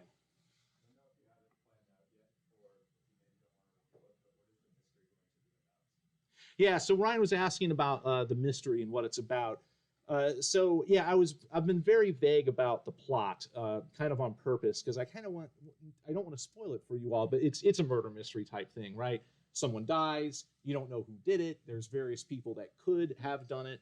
What you're seeing in that particular interrogation that was in the little demo I showed, that's someone who people think may have done it, but you're trying to like figure out what his motives may have been, and so that's why you're questioning him. So it's that kind of thing where there's going to be like multiple people maybe. And by the way, one thing I'll freely admit, and it's a learning experience for me with game narrative, is that you write something down, and I do have a document where I write down kind of the story. The longer you work on these things, the more convinced you are it's absolute garbage. Like, I'm fairly certain the story's terrible, actually. And that's really just a function of it being so long, right? But anyway, yeah, that's the idea of the game, murder mystery, that sort of thing. Yeah. All right, other Philip?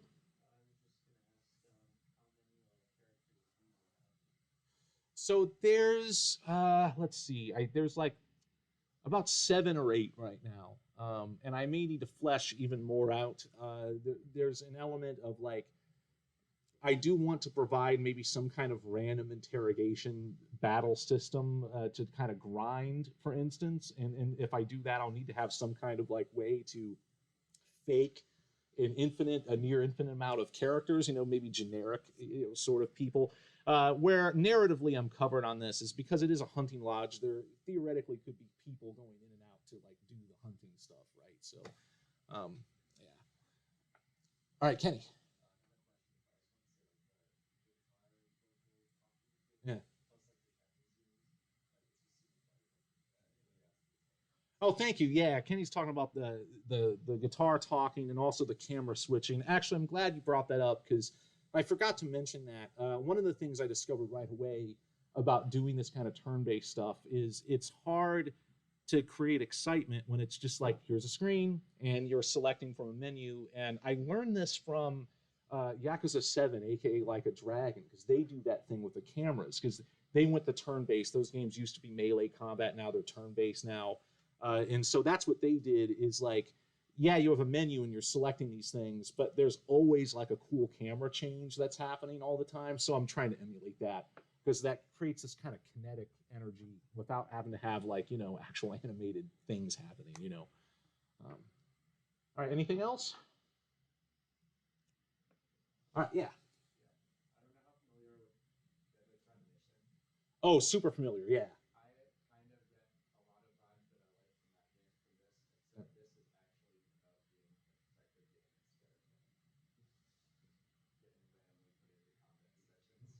Yeah, like Ryan's bringing up Deadly Premonition, and that is a game I really like a lot. And for those of you that aren't familiar with it, it was sort of I guess you'd call it an open world survival horror. It's kind of hard to categorize it, actually. It was a very strange game made by, why am I forgetting his name all of a sudden? Swery, yeah, that's the name of the developer. Japanese developer from Osaka. And it's hard to describe Deadly Premonition other than it is very strange. I think it has that in common with my game. And it's where maybe I don't have anything in common is he's of course very influenced, by Twin Peaks and that's kind of the source material that Deadly Premonition draws from. But what it does do well that I really like, and I think a lot of the games I enjoy, whether it's like Yakuza or Death Stranding or whatever, even like Xenoblade Chronicles or whatever, is atmosphere, right? You're in a cool world. It's fun to be in the world, and it's fun to be in the world because it's different than the one you're in, right? Like no one would actually want to live here, where you have to drive an hour to get to a gas station. But I'm really fascinated that there are people that do, and I'm pretending to know what their lives are like a little bit, right? And I'm trying to take you with me to that place. All right, anything else? Really good questions. And I'm going to be like looking for alternative definitions to gravitas so I don't have to change that. All right, thank you very much. Much appreciated.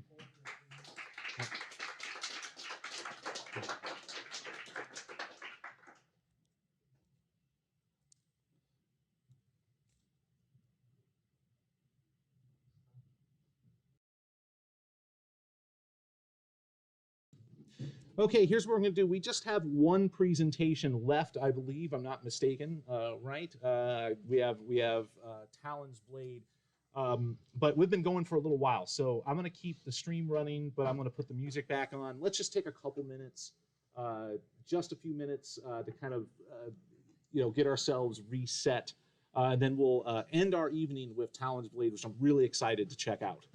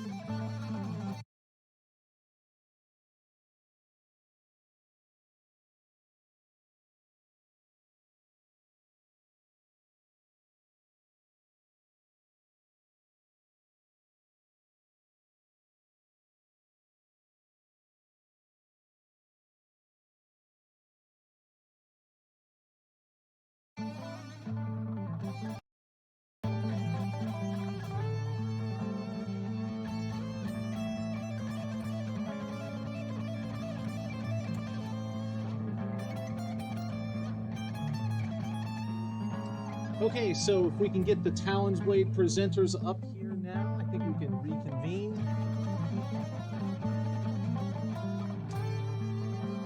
And let me just make sure that everything's good.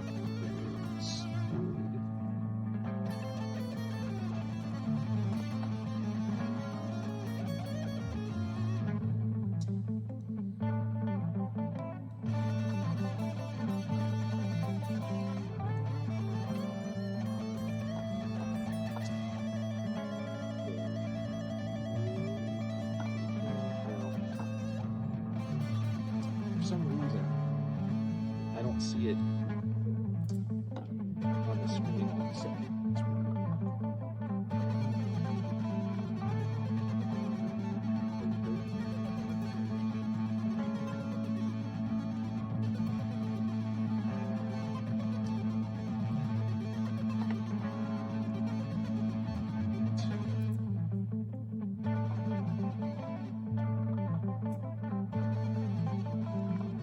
There we go. Okay. I had to click that for some reason. Okay. Now we're good. All right. Sorry about that, folks. Just didn't want them to get started and then have like nothing on screen. So that would be bad. Okay. Cool. All right. My name is Yorio Ferrabescos. I'm a Soulware and we have the Talon's Blade. Robert Rakowski, over there. We had Jack Holt, Hannah Garcia, Bryce Ray, Drew Townsend, Foley, Christian Stanford, Jared Ryan, Brandon Rose. So this is Talon's Blade. So what is it? Talon's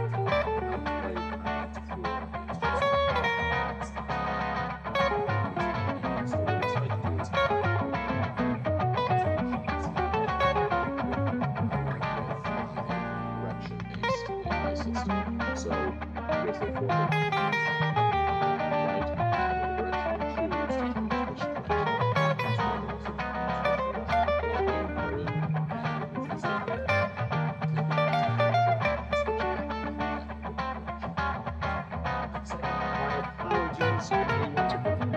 So basically for the intermission was actually still going. So you should probably restart. My apologies. Cool. No problem.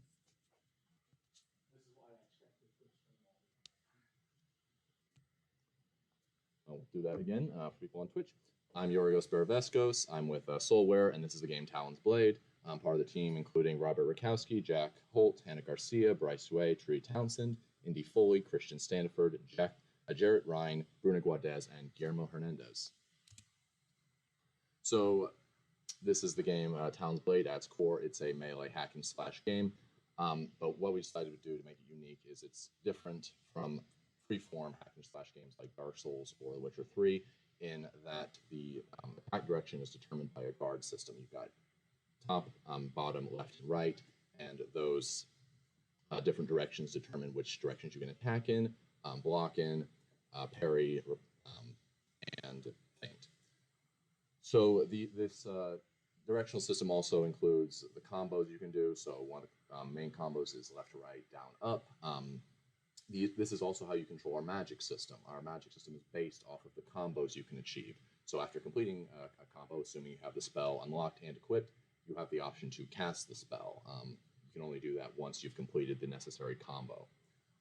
In terms of design choices, specifically for the level design, we went kind of with a mixture of linear and non-linear elements. The levels are semi-open world in nature, although they do have a kind of discrete start and end point. You can kind of do open activities within them, different side quests. And doing these side quests, the intent of the side quests is kind of that you build up either your own strength or you help others to the point where the final objective of the level is actually easier to accomplish. For example, in one of the levels, you're trying to weaken a military fortification. So what you can do is you can go around burning the field, basically cutting off their food supply. I should have also mentioned that this is the theming of this is it takes place in a medieval setting, fantasy medieval setting. So by burning the field, you cut off the food supply, and this actually will have an effect where it weakens the stamina of the enemies in that fortification when you go to attack it later on in the level. You can, of course, make the choice not to do that, in which case the enemies will have more stamina, it'll be a bit tougher, but you're kind of expediting things. So, results of that.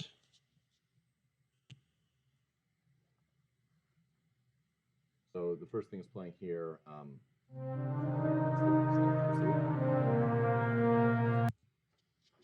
It should be good on your end. I think it's just muted here. Try again. Oops.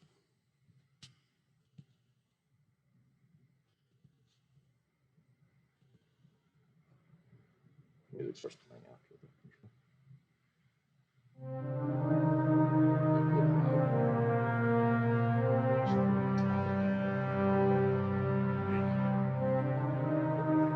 So what's playing right now is basically just gameplay, fresh cinematic trailer, something level art. This is the third level I was talking about. Field. This is story. First level, though, a lot of these environments, basically, it's just a lot of hidden action. Place, putting them together to create what you see. So there's the combat. You see you've got the garbage in the center. Using control to determine which direction.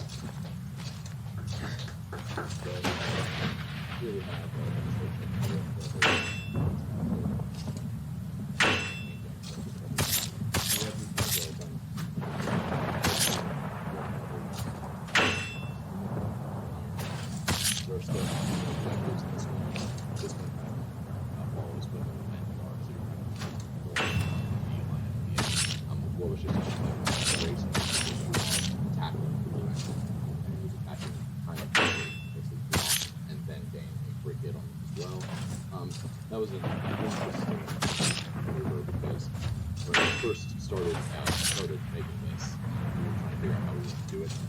To achieve one of those was rather unsatisfying, and we really had to figure out where the fun was in that mechanic, because people would do it on accident, not really doing what they had done during gameplay testing. So we really had to spice it up, add some drama to it, slow motion, change the camera perspective.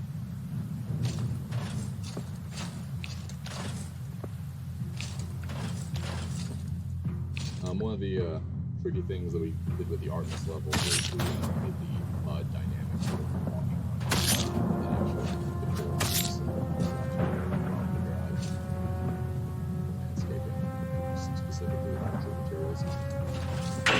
Another kind of challenging part of making the combat work is fighting multiple enemies. So we got down pretty early how we were going to fight one enemy. Basically, the exterior indicator flashes red.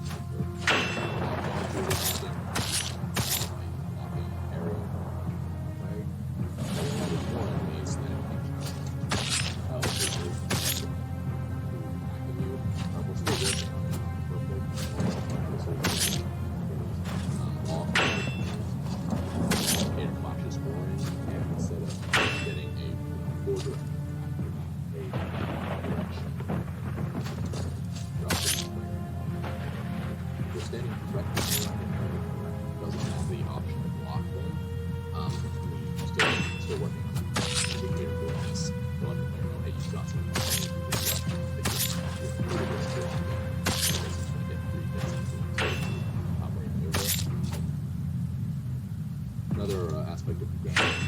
that there are three guard stances.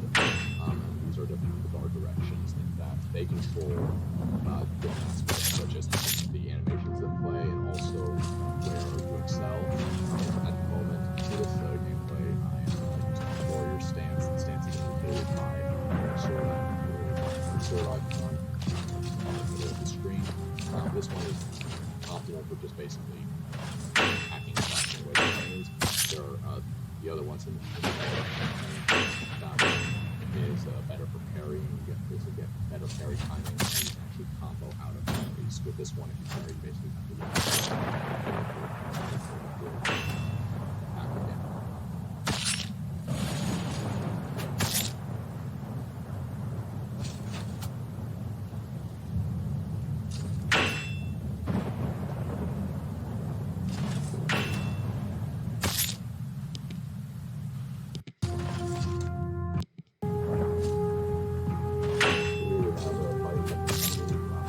It's a little bit tricky to tell just when you're watching the main page,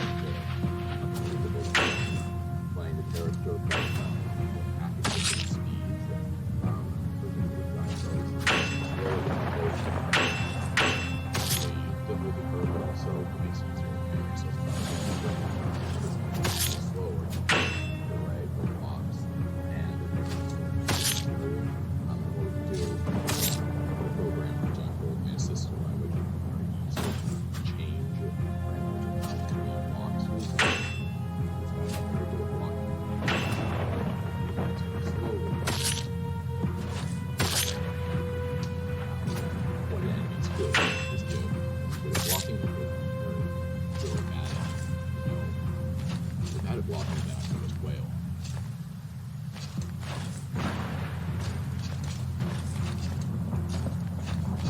It's the section of the level. So the lever and how the gates open. Yeah.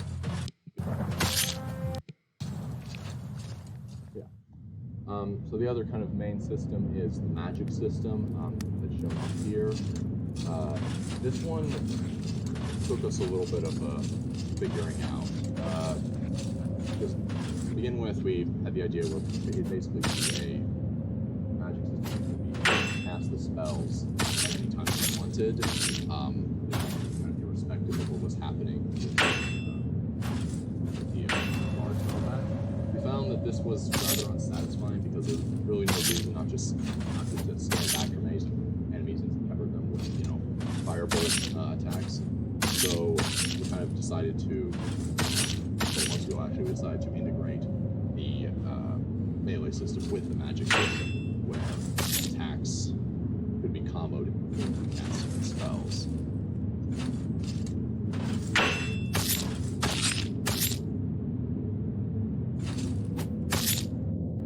So if you notice, the white star indicator here at the center of the screen, that was when I had achieved the combo and that I was free to cast a spell. We're still working on polishing the system specifically and other spells. You see in this demo, you see two that are working with just the fire blast, basically radius and fire will appear around you. And this one just the lightning where lightning strike will die. This one does usually more damage, but it's a little bit trickier to pull off. See, I'm playing with it a little bit, but it's supposed to be the final challenge yet, so it's a little bit challenging.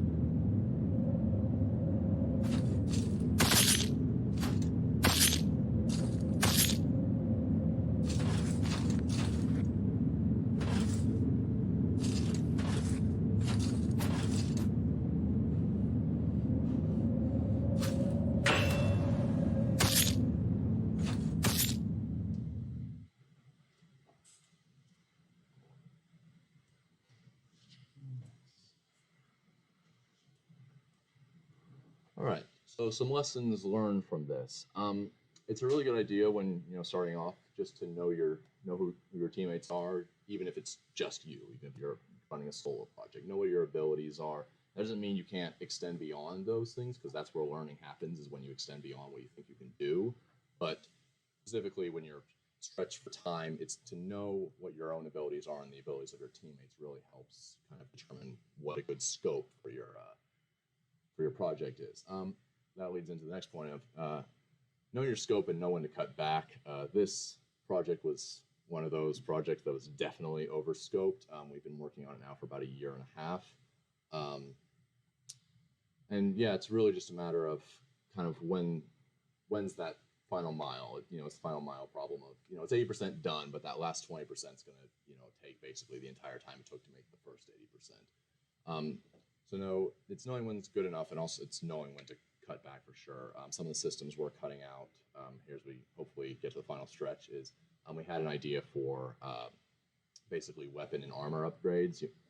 During the combat trailer there at the beginning, you saw that the player had different sets of armor. We're still implementing that, but we also wanted to have those upgradable to 3 different levels. We're cutting that out because it really didn't jive with the rest of the systems and how long the game was. It just didn't make sense and was extra content that we didn't feel really was necessary. Don't ignore the obvious stuff. I've been, based on the presentations, it doesn't seem definitely like you guys are doing that. We did that to some extent. For example, the quest system, we kind of made that last 2 summers ago, and then had to severely rework it just because we had made some oversights on what we needed to be able to do. Also, use source control. We didn't.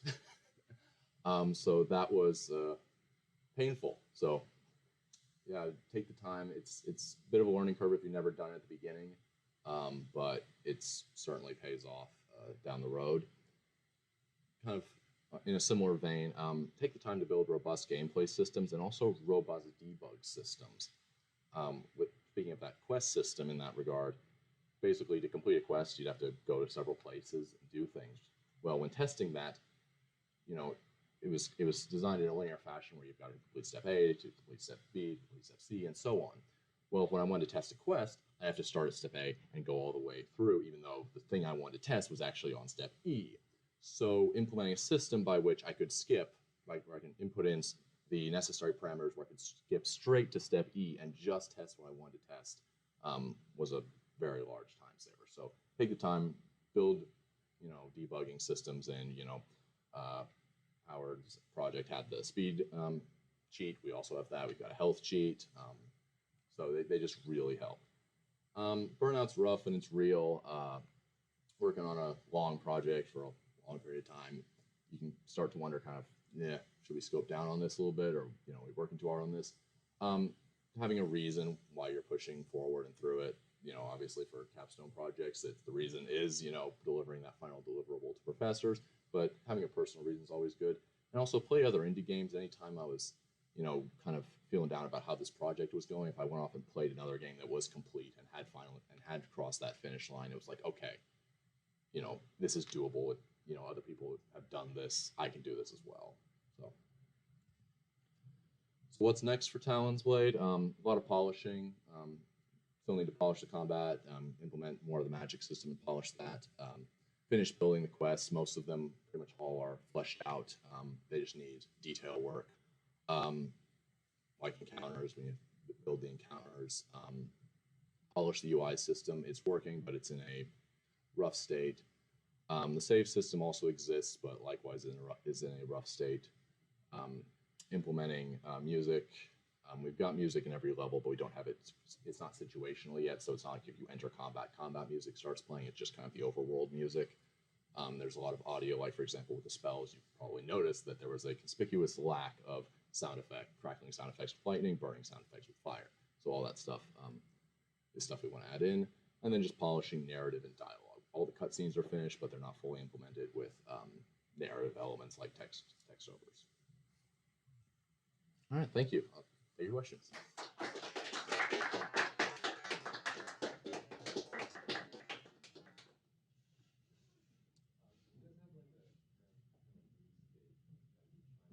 Yeah, our current release date is mid-February. That's our goal at the moment. It's been pushed back a couple times, mostly due to that overscoping we talked about. But that's our current aim, yeah. Yeah. No, it's probably going to be a paid game. Yeah. So I'm kind of curious what the process was building the world, creating the game environment, and like how the story came along with that, like what order that all came in. Yeah, so the question was kind of what order was the story developed, the game world and environment, and I presume also the gameplay. Yeah, there's kind of an ideal way of doing things, and then there's the way we had to kind of do them because we had capstone requirements to meet. So the ideal way is obviously, you build out your gameplay mechanics first. You know what that is before you do art or level design, just so you know what the level needs to have in order to make it fun for the gameplay that you build. Yeah, in this instance, the level design came way before the building of the game mechanics, just because it was quicker for us to do it that way. They were really done in parallel, but the levels were completed first, and then we got to the gameplay mechanics. The narrative was really figured out pretty early on, this basic structure, and that certainly influenced kind of where the level was taking place, what art was in the level. Yeah.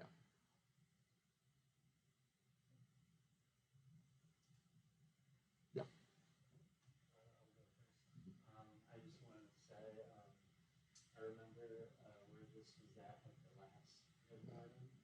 I think your progress is pretty cool, pretty awesome. Thank you. That's great. Appreciate it.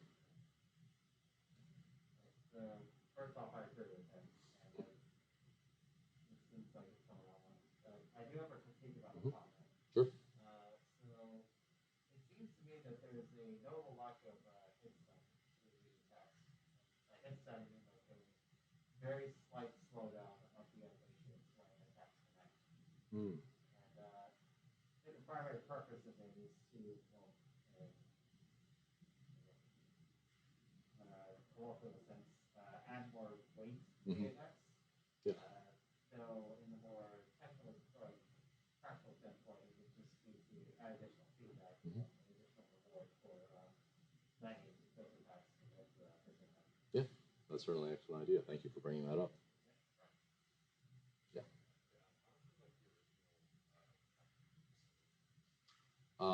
None of them, except for me. People, had other things to do, and basically what we did, which if you're planning on releasing your game for money, which we were kind of from the beginning, is having contracts, and kind of the term of those contracts run out for everyone else. So, yeah, it's just the way it goes.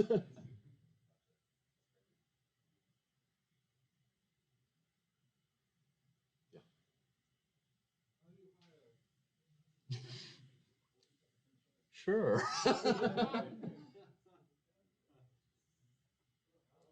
It wouldn't be an employment position, it'd be an independent contractor position, but sure. And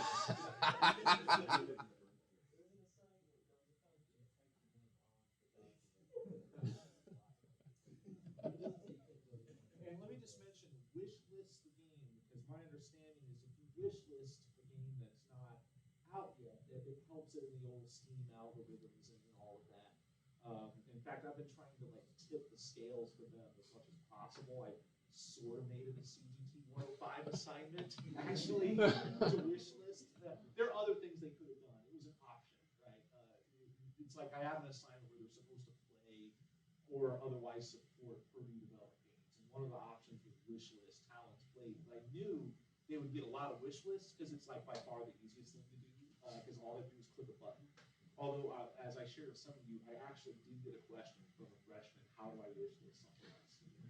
And you just never know the question you're going to get in 105. But yeah, wish list it, support it. I'm enormously proud of this project. It started even before Capstone as a world combat demo. I remember working with you over the summer before your senior year on that combat demo, and just where it's gone since then. Much like myself, there's a stubbornness that Yorgos has that has served him well here. So that's really good. I'm really happy with how this is coming together. And I hope that mid-February thing happens. Yeah, me too. Yeah. Other question. So the character models in this game, are those developed in-house or are those from the asset, some assets?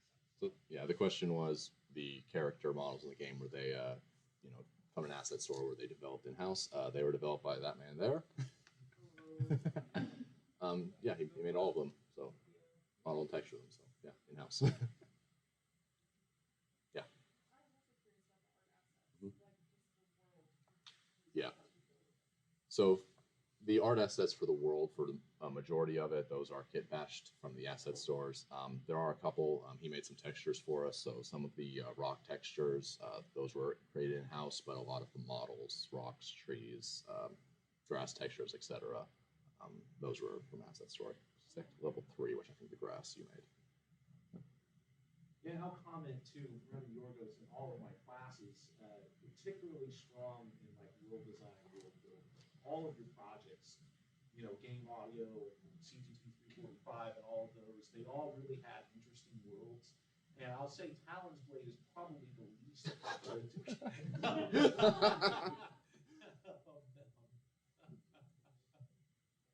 So Talon's Blade is the cheerful Yorgos.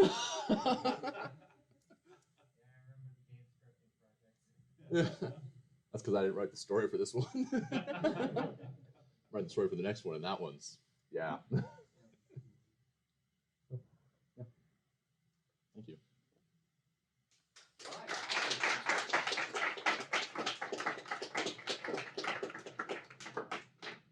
All right, well, that concludes everything for today. Thank you all for coming. Really happy to do these. These are so much fun for me to do. It's always like I run around like a chicken with my head cut off whenever the day arrives when I have to do this, because it's like I have to make sure I have the pizza. I have to make sure that my Twitch account, I know what my password is, and I only use Twitch to do this, basically. It's the only reason why my account exists. But yeah, thank you everyone online for showing up and making your comments. A lot of former students I saw in the comments showing up, people that are in the industry now watching this. So very cool. All right, well, good night, everyone, and happy game development. All right, thank you.